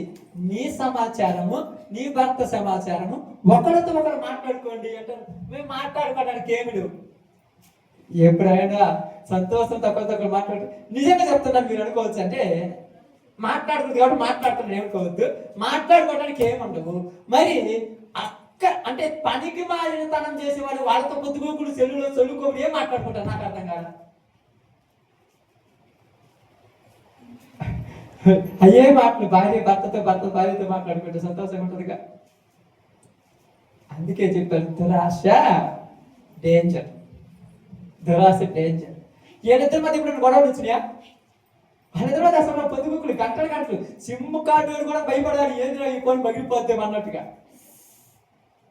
చాటింగ్లు, మాట్లాడినందుకు మాట్లాడటము, తర్వాత వీడియో కాల్స్, తర్వాత చాటింగ్లు, ఇవన్నీ అయిపోయిన తర్వాత మళ్ళా ఇక లేనిపోయి.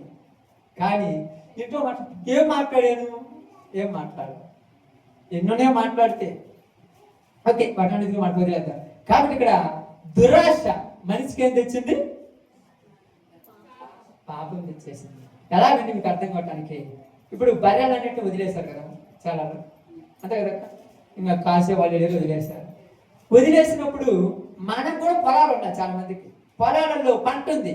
ఇప్పుడు పంట ఉంది కాబట్టి ఆ పంట చెలవు పోయి పాడు చేసే బర్రెలు. ఇప్పుడు బర్రె తీసుకొచ్చి నువ్వేం చేయాలి? కట్టేయాలి. కండిషన్ ఉందిగా, కట్టడం ఉంది. బర్రెని తీసుకొచ్చి ఇంటికాడ కట్టేసుకో. ఊరాన్ని వచ్చి మా బర్రెని ఎందుకు కట్టేసినావు అంటే మా పొలం పాడు చేసిందని చెప్పండి. ఆడేమంటాడు? కంచేసుకోమంటే కంచేసుకున్న కంచె దూకు వచ్చింది, మనం ఏం చేద్దాం? అప్పుడప్పుడు ఏమంటారు తెలుసు, కంచె దూకు బారు దొరికితే కర్ర తీసుకొని ఎర్ర నూపుతారు బర్రె. దొరకపోతే అమ్మయ్య ఈరోజు మ్యాథ్ ఎక్కువ తెచ్చి రేపు నువ్వు కూడా రౌండింగ్ బాబు బర్రెని కొట్టేసుకో. అదే దొరికిందా ఆడది సారత్తే.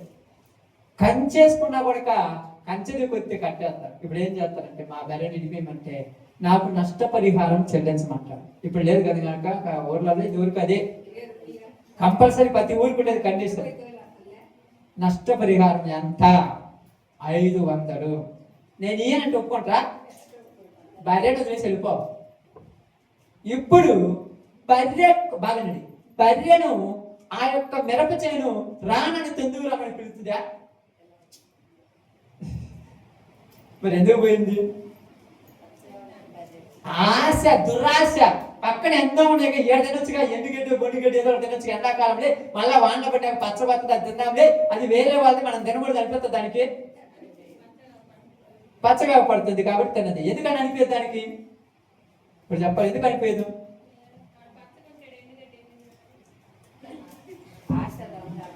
ఇంకా ఎందుకు అనిపించదు? ర్యాంక్ చెప్పేయండి, ముగిసిపోతాం త్వరగా. ఎందుకు అనిపించదు? అది బర్రె. అదేంటిది? అది బర్రె, అది కుక్క. అందుకే కదా ఇంట్లో పొయ్యి మీద పువ్వు ఉంటే పోయి తినవుతుంది, అది కుక్క. అట్టనే ఈ జంతువులు కాబట్టి ఆ ఇంటితో నాకేం పని అనుకోవట్లా. ఈ కుక్కలు బర్రెలు మనమేం చేద్దాం? మనుషులా? మనిషికి తెలుస్తుంది కదా. పక్కన అన్నం తింటుంటే పోయి ఆడ ప్లేట్లో తీసుకొని తింటాడు అన్న. నేను ఎందుకు తింటాను ఆడిది? అన్నం తిను మరి. నేను ఇష్టం అంటే ఏదైనా పెట్టుకో, ఆ ఖాళీ స్థలంలో ఏదైనా పెట్టుకో. అన్నం తిన మళ్ళీ తినేస్తావా? గోడ దూకినవంటే నువ్వు జంతువుతో సమానం. అందుకని యేసు ప్రభు వారు మమ్మల్ని ఏమన్నాడంట? మమ్మల్ని ఏమన్నా తెలుసా? మమ్మల్ని దొంగలు దోచుకుని వారు అన్నారా, అందుకే ఈయన బతికనేయకూడదు అన్నారు. ఘోరకనన్నారు శాస్త్రులు పరిచాడు. మమ్మల్ని అబద్ధ బతుకు అంటావా, అందుకే నీకు శిక్ష అంటామన్నా. ఈరోజు ఈ చెబితేనే కొట్టేది, లేకపోతే పద్ధతిగా ఏదో ఒక పర్లోక చెప్పము, ఒక మంగళవారం చెప్పము, ఒక విశ్వాస సంగ్రహం చెప్పుకొని యేసు నామములు వెళ్ళిపోమంటే ఊరేమనరు. ఈ చెబితేనే కొట్టేశారు. యేసు ప్రభు చెప్పండి. మరి చెప్పకుండా ఎట్లా ఉండాలి? పౌలు గారు ఏమన్నాడు? నాలో ఉన్నటువంటి దానిని నేను ప్రకటించకుండా ఉండలేను, నా వల్ల కాదు, అందుకని ప్రాణం పోయినా నేను ప్రకటించాను. అమ్మేసుకున్నాడు. అమ్మిన తర్వాత తీసుకుపోయి కట్టేశాడు. కట్టేసిన దాన్ని విడిపించాలంటే మీకు తెలుసు కదా, అప్పుడు నా చిన్న పిల్లలు నాకు కూడా తెలుసు, డబ్బులు ఇచ్చి మరి విడిపించాలి. వారికి విడిపిస్తే సరిపోద్దా? డబ్బులు ఇచ్చి విడిపియాలి. ఎందుకు డబ్బులు ఇచ్చి విడిపియాలి? నష్టము, ఇంకా జాగ్రత్త, ఇంకా ఆలోచించండి. డబ్బులు దేనికి ఇవ్వాలి?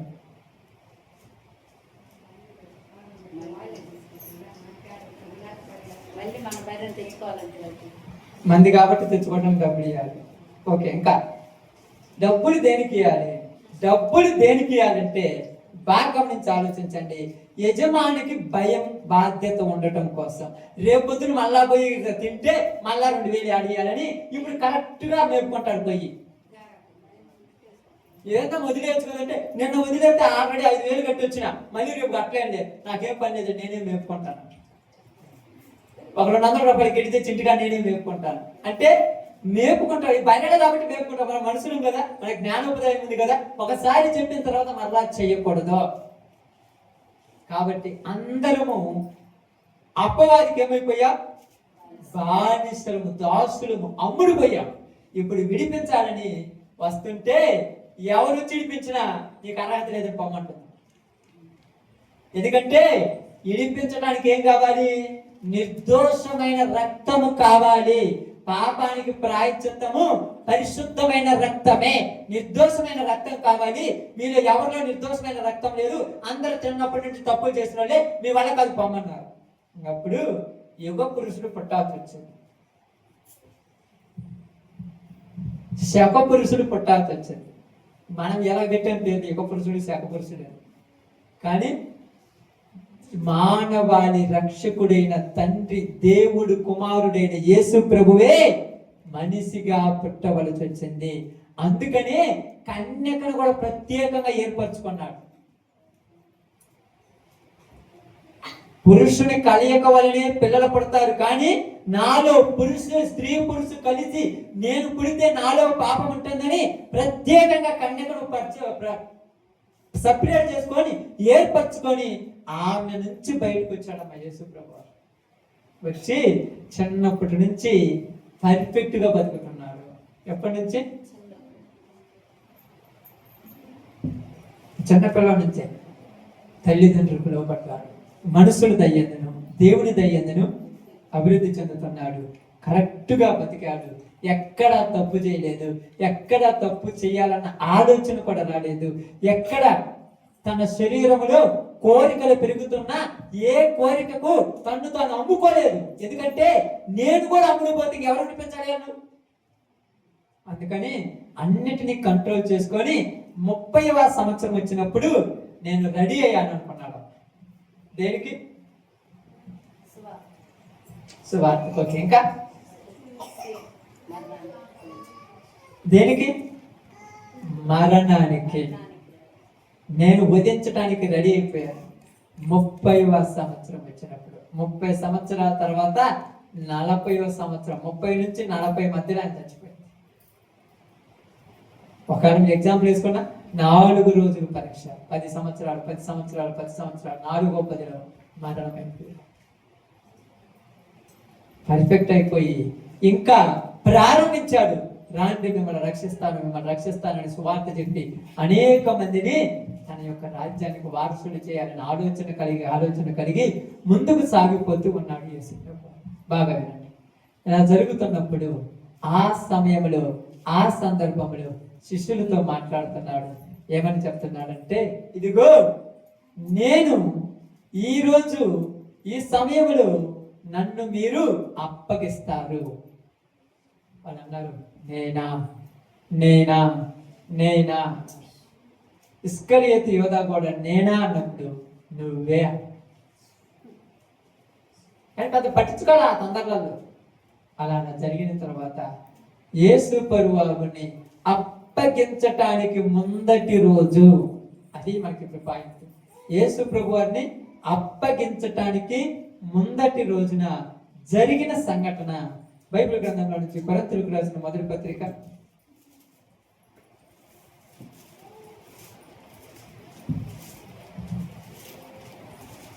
11వ అధ్యాయం, మొదటి పత్రిక 11వ అధ్యాయం 23 నుంచి నిదానంగా చదువుకుంటున్నామా. నేను మీకు అప్పగించిన దానిని ప్రభువు వలన పొందితిని. ప్రభువైన యేసు తాను అప్పగింపబడి ఉన్న రాత్రి ఒక రొట్టెను ఎత్తుకొని కృతజ్ఞతాస్తుతులు చెల్లించి దానిని విరచి, ఇది మీ కొరకైన నా శరీరము, నన్ను జ్ఞాపకం చేసుకొనుటకై దీనిని చెయ్యుడి అని చెప్పాను. ఇక్కడ ఏం చెప్తున్నాడు? అప్పగింపబడి ఉన్న రాత్రి శిష్యులందరితో ఒక రొట్టెని ఎత్తుకొని, ఇదిగో మీ అందరి కొరకు నేను విరవబడుచున్నాను, నాకు జ్ఞాపకార్థంగా దీనిని చెయ్యండి. ఆ రొట్టె రెండుగా ఇరుస్తున్నప్పుడు ఇరవబడిన రొట్టె ఎవరంట? యేసు ప్రభు శరీరం. ఎముకలు కాదు, మళ్ళా ఎముకలు ఇరవబడలేదు, ఒక్క ఎముక కూడా ఇరవబడలేదు. ఎందుకంటే మనం చదువుకున్నాం కదా, ఆ గొర్రె పిల్లలు ఎముకను దేనిని కూడా ఇరవకూడదు, మొత్తం కాల్చేయకూడదు అంట.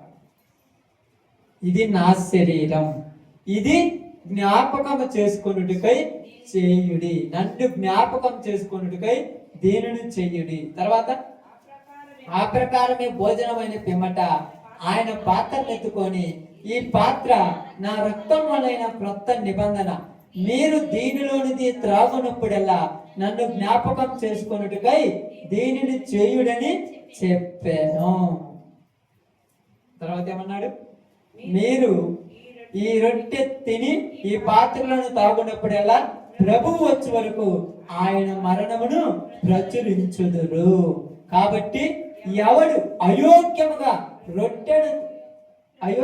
ప్రభు యొక్క రొట్టెను తినును లేక ఆయన పాత్రలోనిది తాగును, వాడు ప్రభు యొక్క శరీరమును గూర్చియు రక్తమును గూర్చియు అపరాధి అగును. ఆమేన్. కాబట్టి ప్రతి మనుషుడు తన్ను తాను పరీక్షించుకొనవలెను, అలాగూ చేసి ఆ రొట్టెను తిని ఆ పాత్రలోది తాగవలెను. లేకపోతే ప్రభువు శరీరమని వివేచింపక తిని త్రాగువాడు తనకు శిక్షావిధి కలుగుటకే తిని త్రాగుతున్నాడు. కాబట్టి అందుకే మీరు అందరూ వరకు అలా వచ్చారు. ఇప్పుడు బాగానే నీకు చెప్తున్నాను, ఇక్కడ ముగించుకునే ముందు. ఇప్పుడు శరీరము రక్తం ఇక్కడ మనకు సాదృశ్యంగా ఉన్నది. శరీరము రక్తము, అక్కడ గొర్రె పిల్ల, ఏడాది గొర్రె పిల్ల, ఇక్కడ నిష్కళంకమైన గొర్రె పిల్ల. అది ఏడాది గొర్రె పిల్ల, ఇక్కడ నిష్కళంకమైన గొర్రె పిల్ల. ఆ గొర్రె పిల్లను అక్కడ వధించిన తర్వాత మరణతో ఏమైంది? ఆ గుమ్మములకు పూసుకున్న తర్వాత దాటిపోయింది. ఇప్పుడు వాడు ఐగుప్తులో నుంచి ఏమయ్యారు? బయటకు వచ్చారు. బయటకు వచ్చిన తర్వాత వాళ్ళు పస్కాను తినాలంటే వాళ్ళకి ఏముండాలి? అర్హత. ఏంటి అర్హత? సున్నతి. ఇప్పుడు ఈ పస్కాను నువ్వు తినాలంటే నీకేముండాలి? అర్హత. ఏమిటి అర్హత? బాప్తిస్మం అనే అర్హత. దాన్ని లేని వారికి ఏమన్నాడు ప్రభు. ఎవరైనా వచ్చిన ఎడల, అన్యుడైనా దాసుడైనా వచ్చిన ఎడల ఏం చేయాలంట? సున్నతి చేయించాలి. అందుకనే ఈ పాత్రలోనిది తాగాదంటే నిన్ను ప్రభువు యొక్క శరీరము రక్తాన్ని తినటానికి యోగ్యుడిగా చేసుకోవాలంటే బాప్తిస్మము తీసుకోవాలి. అందుకే చాలా మంది అంటారు, ఎందుకయ్యా మేము బాప్తిస్మం తీసుకోవాలంటే, నువ్వు అర్హుడివి దేని తినటానికి? పస్కాను తినటానికి. పస్కాను తినటానికి. పస్కా అంటే ఏంది? పాస్ఓవర్. మరణ దూత నిన్ను దాటి వెళ్ళిపోతుంది. నువ్వు కూడా బాప్తిస్మం పొందుకొని ఆయన శరీరాన్ని రక్తాన్ని నువ్వు తీసుకుంటే ఆ దినమున ఆ యొక్క మరణము, ఆ యొక్క నరకము, ఆ యొక్క వేదనలు వచ్చినప్పుడు నిన్ను దాటి వెళ్ళిపోతాయి. అందుకే మనం బతిమలాడుతున్న బాప్తిసం తీసుకుంటే వీళ్ళందరూ సంఖ్యలోకి చేర్చబడతారు, లెక్కలోనికి వస్తారు. ఒక్కొక్కరిని ముంచితే వీళ్ళకి ఎంత వస్తాయంటే ఇదంతా ఒట్టి బోటకం. అపవాది చేసిన వేసాడు ఎన్ని జనాలను ఎక్కడ మారనీయకుండా చేయడానికి. అది ఎన్ని ప్రయత్నాలు చేస్తుంది. ఒకవైపు అట్టు అంటది, ఒకవైపు ఇటు అంటది, ఒకవైపు ఇటు అంటది, ఒకవైపు అట్టు అంటది. ఎవరు వంగకపోతే పాస్టర్ గారిని తమ్ముడిని అంటది, పాస్టర్ గారి డబ్బుల కోసం అంటది, ఇటుపోతే మీరు కూడా బోర కోసం తింటాను ఎన్నైనా అంటుంది. ఎందుకంటే ఎక్కడ దిక్కు మిమ్మల్ని ఆపాలి. ఆ పాస్టర్ మీ దగ్గరికి మీ దగ్గరికి వచ్చి మిమ్మల్ని కూడా వాళ్ళలో నుంచి మరణ తోట వచ్చినట్టు మీ ఇంట్లోకి వచ్చి మిమ్మల్ని కూడా నరకాన్ని పంపించాలని వాడి ప్రయత్నాలు. మనమేమనుకుంటున్నాం తెలుసా? సిగ్గుపడుతున్నాం వాళ్ళు ఏమన్నా అంటారని. నీకు అర్థం కాలేదు దీని లోతు. ఇశ్రాయేలు ఏమన్నా అంటారనుకున్నారా? ఎందుకు? ఐగుప్తు బానిసత్వం నుంచి బయటకు వచ్చాము.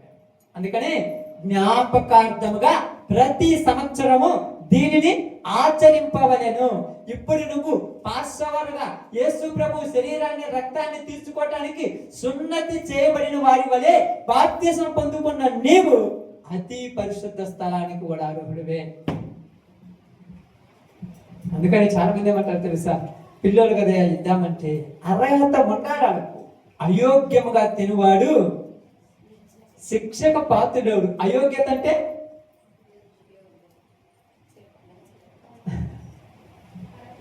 ఇప్పుడు చెప్పాలి. అయోగ్యత అంటే యోగ్యం లేనివాడే. యోగ్యత లేనివాడంటే బాప్తిస్మం పొందనివాడు ఆడు అయోగ్యుడు. బాప్తిస్మం పొందినవాడు అయోగ్యుడు కాదు. బాప్తిస్మం పొంది తప్పు చేసిన వాడు శిక్షకు పాత్రుడు వాడు కాదు. అందుకేమన్నాడు? మిమ్మల్ని పరీక్షించుకొని తినాలి. ఇది అయోగ్యత. యోగ్యత ఉండాలి. అప్పుడప్పుడు మనం ఏమంటాము? చాలా మందిని ఏందమ్మా ఓటు వేయకపోలేదంటే నాకు యోగ్యత లేదు అంటారు. ఎందుకని? 18 సంవత్సరాలు నిండితేనే ఓటు హక్కు. అంతకుముందు నువ్వు ఊర్లో ఉన్నావు ఒకటే, ఎక్కడ ఉన్నావు నీకు ఓటు హక్కు లేదు. కాబట్టి ఇక్కడ యోగ్యత అంటే ఏంటిది? బాప్తిస్మం పొందితేనే. ఇప్పుడు బాప్తిస్మం దేనికి పొందాలి? నీవును ఇశ్రాయేలీయులు ఆ రాజ్యానికి వారసత్వములు ఉండి ఆ కానానులోనికి నువ్వు వెళ్ళాలి. ఇదే ప్రయాణం అంట. కానాను యాత్ర, సియోని యాత్ర, పరమ యెరూషలేము యాత్ర. పెట్టాడు అనుకున్నారా? అందుకని మీరందరూ ఏమంటారంటే, ఎందుకయ్యా మమ్మల్ని బాప్తిసం తీసుకోమంటున్నావు? నీకేమవుతుంది మేము బాప్తిసం తీసుకుంటే? నాకేం రాదు, మీరే బాగుపడతారు. మరణదోత వచ్చినప్పుడు రక్షించబడాలా లేదా? మరి మరణదోత వచ్చినప్పుడు దాటిపోవాలా లేదా? దానికి సాదృశ్యమైన బాప్తిసం ఇప్పుడు. అందుకని ఏమన్నారు తెలుసా? శరీర సంబంధముగా మనం ఒప్పుకొని హృదయ సంబంధముగా ఆత్మను సున్నతి పొందుకుంటున్నాం. శరీర సంబంధమైన సున్నతి కాదు, హృదయ సంబంధమైన సున్నతి ఇప్పుడు మనం పొందుకునేది. అందుకని ఏమన్నారు తెలుసా? శారీరకంగా మరణం ఉంది, ఆధ్యాత్మికమైన మరణం ఉంది, నిత్య మరణము ఉన్నది. శారీరకంగా మరణం పొందుతున్నాం, ఆత్మీయంగా మనం మరణం పొందుతున్నాం. శరీర మరణం అందరికీ రానుడు. నా శరీరం తిని నా రక్తము త్రాగువాడే నిత్య జీవము కలవాడు. నువ్వు తింటున్నావు, తాగుతున్నావు, నిత్య జీవానికి అర్హుడివే. అందుకని ఇప్పుడు యేసు ప్రభువు ఏం చేశాడంటే, మీరు వెండి చేతనైనను బంగారం చేతనైనను పితృ పారంపరమైన వ్యర్థమైన వేడి చేతనైనా మీరు విమోచింపబడలేదు కానీ నిష్కళంకము నిర్దోషము అమూల్యమైన గొర్రె పిల్ల రక్తము చేత విడిపించబడితే. ఆమేన్. ఇప్పుడు కట్టేయబడిన మనమలని యేసు ప్రభు వచ్చి విడిపించు అని అడిగాడమ్మ. వాడవరకు నెడుతుందా? వాడు తప్పు చేశాడు, నువ్వు వెలగట్టాలి. ఎంత వెల?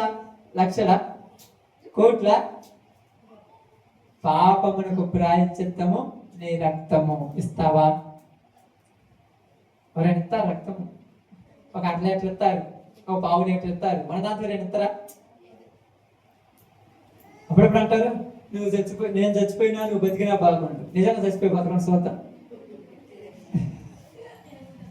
నా ఆయుష్ కూడా పోసుకొని నిండు 100 రోజులు బతకమాను, అంత బాగా చెప్తాను. మరి ఆయుష్ చూద్దాం. నోట్లో మాటే అదే అర్థం అంతే. కానీ దేవుడు ఇచ్చినప్పుడు అంటాడు, ఇట్లాంటి మంచి మంచి వాళ్ళు చస్తా ఉంటారు, ఈయనకి రాలేదు సాగు, నువ్వంటే బతుకా. నువ్వంటే నీ చేతులు అర్థమైంది. ఊరి మొత్తం చెప్పి నువ్వు ఒక్కడిగా ఉండాడు. ఇప్పటికి నువ్వు అందరం చామన్నప్పుడు వాడిని చామండు. మనకు అర్థం కాలేదు. దేవుడు ఎవరిని ఎందుకు నిలబెడుతున్నాడు ఆయనే తెలుసు. అప్పుడప్పుడు చాలా సార్లు చెప్తారు, ప్రతి ఒక్కడు వచ్చి వాడి బారిని నడిపోతాడు, వాడి బారిని నడిపించిపోతాడు.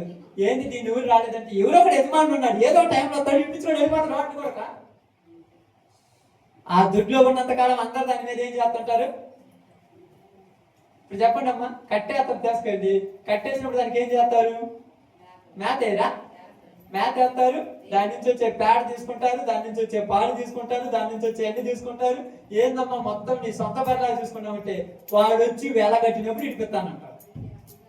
అప్పటి వరకు నేనే దీనికి యజమాని. అదేవిధంగా ఎంతో మందిని విడిపించటానికి యేసు ప్రభు వారు వచ్చాడు. కానీ వీళ్ళందరూ ఏం చేశారంటే ఆ బంధకాల్లో ఉండి బయటికి రాలేకపోతున్నారు. బయటికి రావటంలా. ఇప్పుడు వీళ్ళకి యజమాని ఎవరు? వాడే.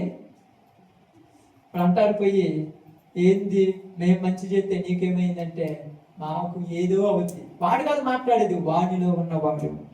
ఏమన్నాడు? సేనాదేమని పట్టిన వాడు ఏమన్నాడు తెలుసా? ఒక మాట అన్నాడు. ఏమన్నాడు తెలుసా? నీవు సర్వోన్నతుడైన దేవుడు కుమారుడు నాకు తెలుసు, మాకు నీకేం పని? అదే కదా అక్కడ రాయబడి మార్క్స్ అర్థం కదా. మాతో ఇప్పుడు అదే కదా అందరూ వచ్చేది. మాతో నీకెందుకు? మా పాపని నేను చెప్తాను, మాకెందుకు చెప్తున్నావు? మాతో నీకేం పని అసలు? మీరు చూసుకోవచ్చుగా. కానీ యేసు ప్రభు వారు అన్నారు, నీతోనే నాకు పని. ఇప్పుడు వాళ్ళ మాతో నీకెందుకు, మా గురించి నీకెందుకంటే మీరు మా గురించి పట్టుకోవాలి, మేము మీ గురించి పట్టుకో. ఎందుకంటే మా పని మాకు అప్పగించాడు దేవుడు. అందుకని లేకపోతే ఈ టైం దాకా నీకు ఎందుకు కూర్చొని ప్రార్థన చేయాల్సిన అవసరం ఏముంది? ఈ నీతి మాటలు చెప్పాల్సిన అవసరం ఏముంది? దేవుడు మనకు అప్పగించిన పని. అందుకని ఆయనను జ్ఞాపకం చేసుకున్నట్టుకై మనము ప్రతి ఆదివారం పునరుత్థానం జ్ఞాపకం చేసుకుంటూ ఆయన శరీరాన్ని రక్తాన్ని తీసుకుంటున్నాం. కాబట్టి ఈరోజు మనందరికీ చెప్తున్న మాట ఏంటంటే, పస్కా బలి పశువు ఇశ్రాయేలీయుల కోసము వాళ్ళు వధించుకుంటే, ఇశ్రాయేలీయులమైన మనందరి కోసము మన పస్కా బలి పశువు వధించబడి ఉన్నది.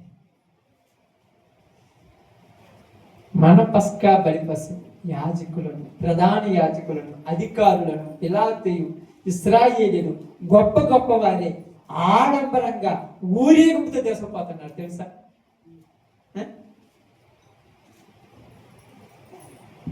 ఇప్పుడు అది చూసారక్క, ఊరేగింపుతో పోయి చూసారు ఎప్పుడన్నా? ఇప్పుడు చేయలేదా మీరు?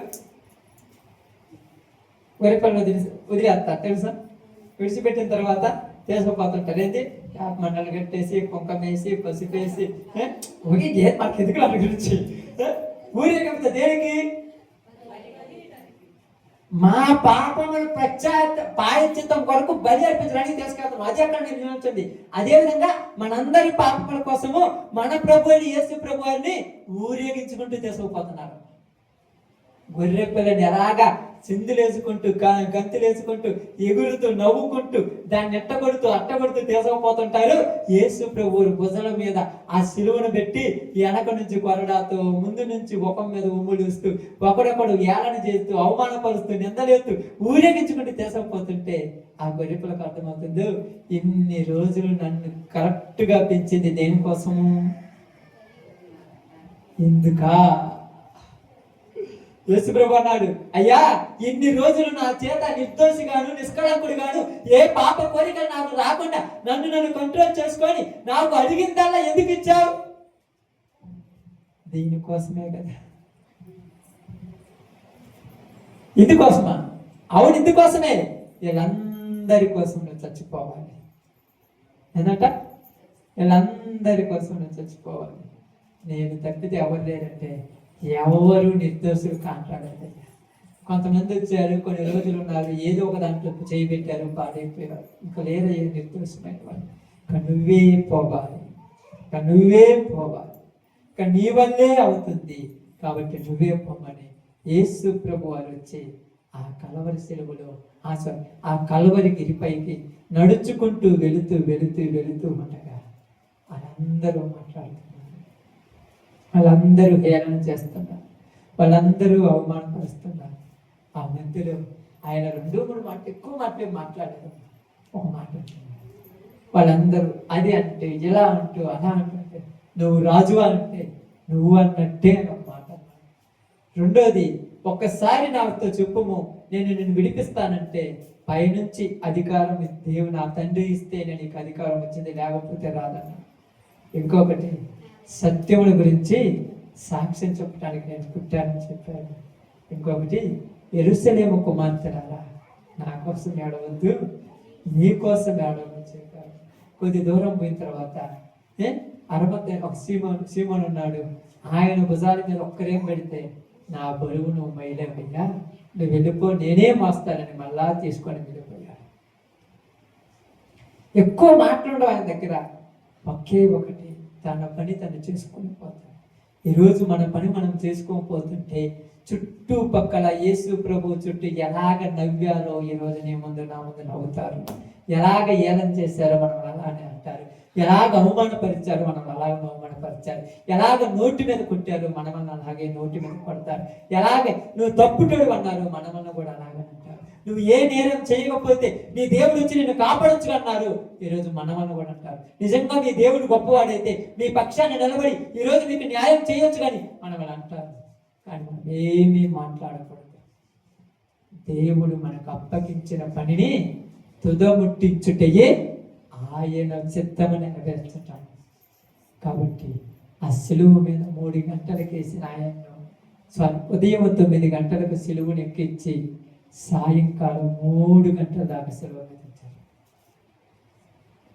3 గంటల దాకా సిలువ మీద ఇచ్చారు. ఆ ముందు రోజు చెప్పాడు, ఇది మీరు చెయ్యాలి, ఇది మీరు చెయ్యాలి. ఆ రాత్రి చెప్పాడు, ఇది మీరు చెయ్యాలి, రేపు నేను ఉన్నాను.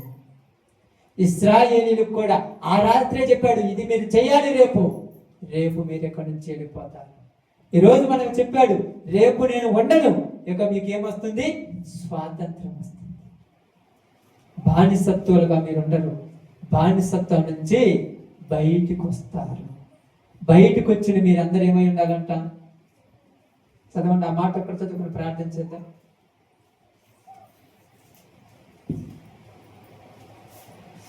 ఎక్కడుంది? కనపడింది ఏడన్నా? నిర్గమకాండంలోనికి వెళ్ళాలి. నిర్గమకాండంలోనికి వెళ్ళాలి. అక్కడ ఒక మాట చెప్పారు, తినేది గురించి మాట్లాడారు.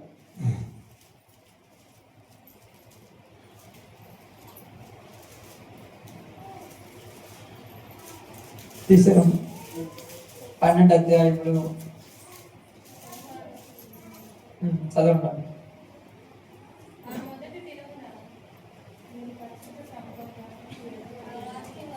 4 వచ్చిన చదవండి. ఆ పిల్లను తినుటకు ఒక కుటుంబము, ఒక కుటుంబము అంటే ఇదంతా కూడా మీరు దాన్ని తినేటప్పుడు కుటుంబముగా చేస్తున్నారు. ఏంటంట? కుటుంబము చాలా గొప్ప ఎడల వేరే వాళ్ళని కూడా కుటుంబంలో తెచ్చుకోవాలి. పోతే అక్కడ ఏదన్నా చూడండి, కిందకి వచ్చి చదివిన తర్వాత అక్కడే ఉంటుంది, కుటుంబముగా మీరు దానిని మీ యొక్క నడుము కట్టుకొని అంటే మీరందరూ కూడా మీ ఇండ్లలో ఒక కుటుంబం ఎలాగైతే కుటుంబం అంతా ఏకమై తింటుందో అలాగే మీరందరూ కూడా ఏమైనారంట, ఒక కుటుంబమై ఉన్నారు.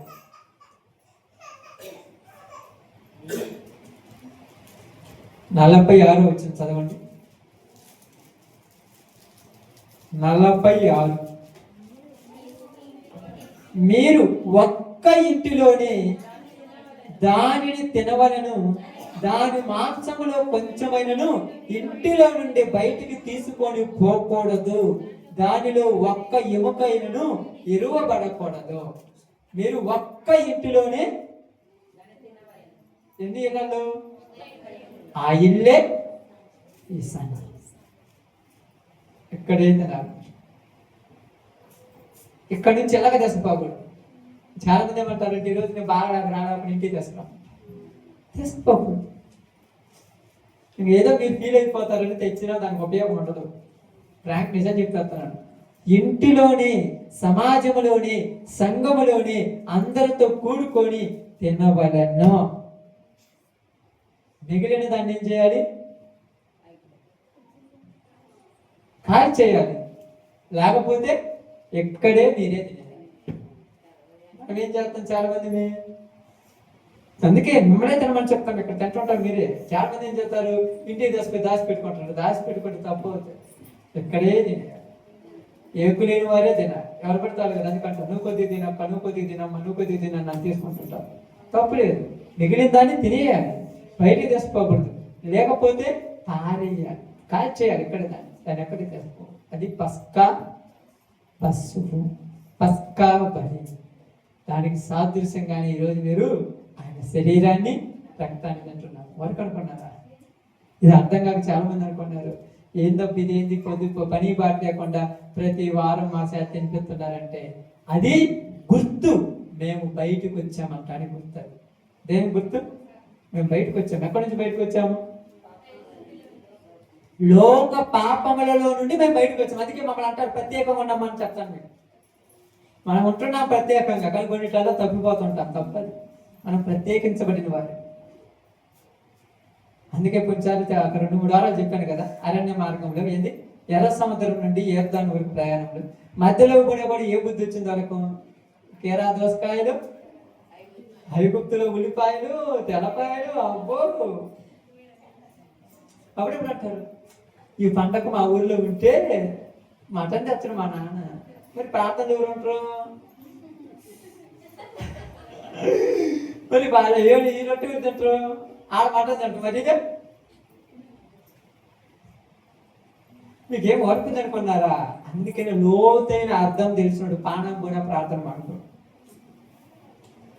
అర్థం తెలియని వాడికి ఏంటంటే ఏదో దగ్గర గుడి దగ్గర ప్రసాదం లాగా తినిపోతుంటారు. అందుకే తప్పది. నువ్వు బయటకు వచ్చావంటానికి రుజువు నీ కోసం, నా కోసం ఆయన పడిన ప్రయాసం. కాబట్టి ఈ రోజు నుంచి ఈ యొక్క గుడ్ ఫ్రైడే రోజు, ఈ పాస్ ఓవర్ పస్కాను నువ్వు ఆచరించడానికి గల కారణం ఏంటంటే ప్రభువు నన్ను బయటికి తెప్పించాడు. అంతే. ఇది నువ్వు ఆయన వచ్చేంత వరకు ఏం చేయాలంట? నా కొరింథీ పత్రిక చదివారు కదమ్మా, చదవండి, మళ్ళీ చదవండి అన్నమాట. కొరింథీ మొదటి పత్రిక 11వ అధ్యాయం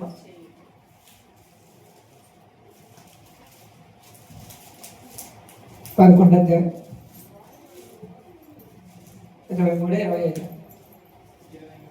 24 చదువు. తర్వాత 26 అంట. 26 చదవండి.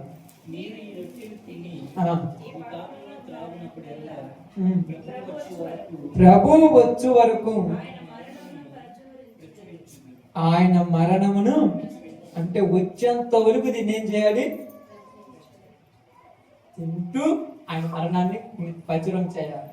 మనం తింటున్నాము, పోయి నిద్రపోతున్నాము, తింటున్నాము, పని బాట చేసుకుంటున్నాము, తింటున్నాము, మన అవసరాలు మనం తీర్చుకోవడం. మరి ప్రచురం చేయాలి. పాస్టర్ గారు మీరు ఉన్నారు కదా, నేను ఒక్కడిని తింటున్నాను. ఇది చాలా లోతు కొద్ది. నా బాధ్యత నాదే కాదన్నట్టు మోసే అబ్రహాంలు ఉన్నారు, వాళ్ళతో వాడు కూడా ఉన్నారు కదా. మీరేమంటారు? మీరున్నారు కదా, నేను కాదనట్లేదు, తప్పేం లేదు. అంటే ప్రచురం చేయండి.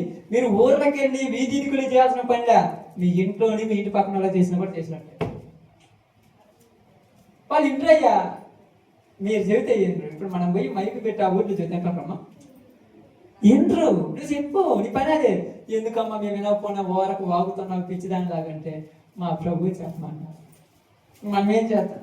ఇంటే కన్నా ప్రాప్తులు చెప్పటం వదిలేయటం. కానీ చిన్న చిన్న నీటి బొట్టుకు పడి పడి పడి పడి పడి రాయికి ఏమవుతుందంట? బెచ్చమవుతుంది. మీకు తెలుసో తెలియదు? నీటి బొట్టుకు పడి పడి పడి రాయి ఉన్నది కొడుకు, ఆ రాయికి బెచ్చమవుతుంది. నీ మాట ఇని ఇని ఏదో ఒకరోజు ఇసుగుబుట్టి ఒకసారి ఎందాములని అని చెప్పి, కానీ ఇసుకు లేకుండా చెప్పే మనసు కాదు. ఎప్పుడు తింటావు, ఎప్పుడు జ్ఞాపకం చేసుకుంటావు? అప్పసము ప్రచురపరుస్తుంటే దేవుడు వచ్చినప్పుడు ఆ మరణ దోత నిన్నేమవుద్ది? దాటి వెళ్ళిపోతుంది. అమ్మయ్య,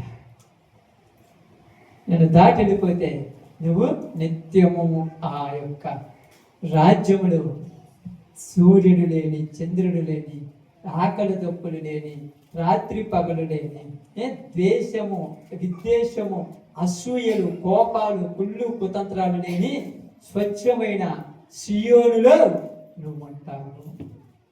అలా ఉండాలంటే ఇది చెయ్యాలి. ఇది చెయ్యాలంటే నీవు అర్హమైన వాడిగా మార్చబడాలి.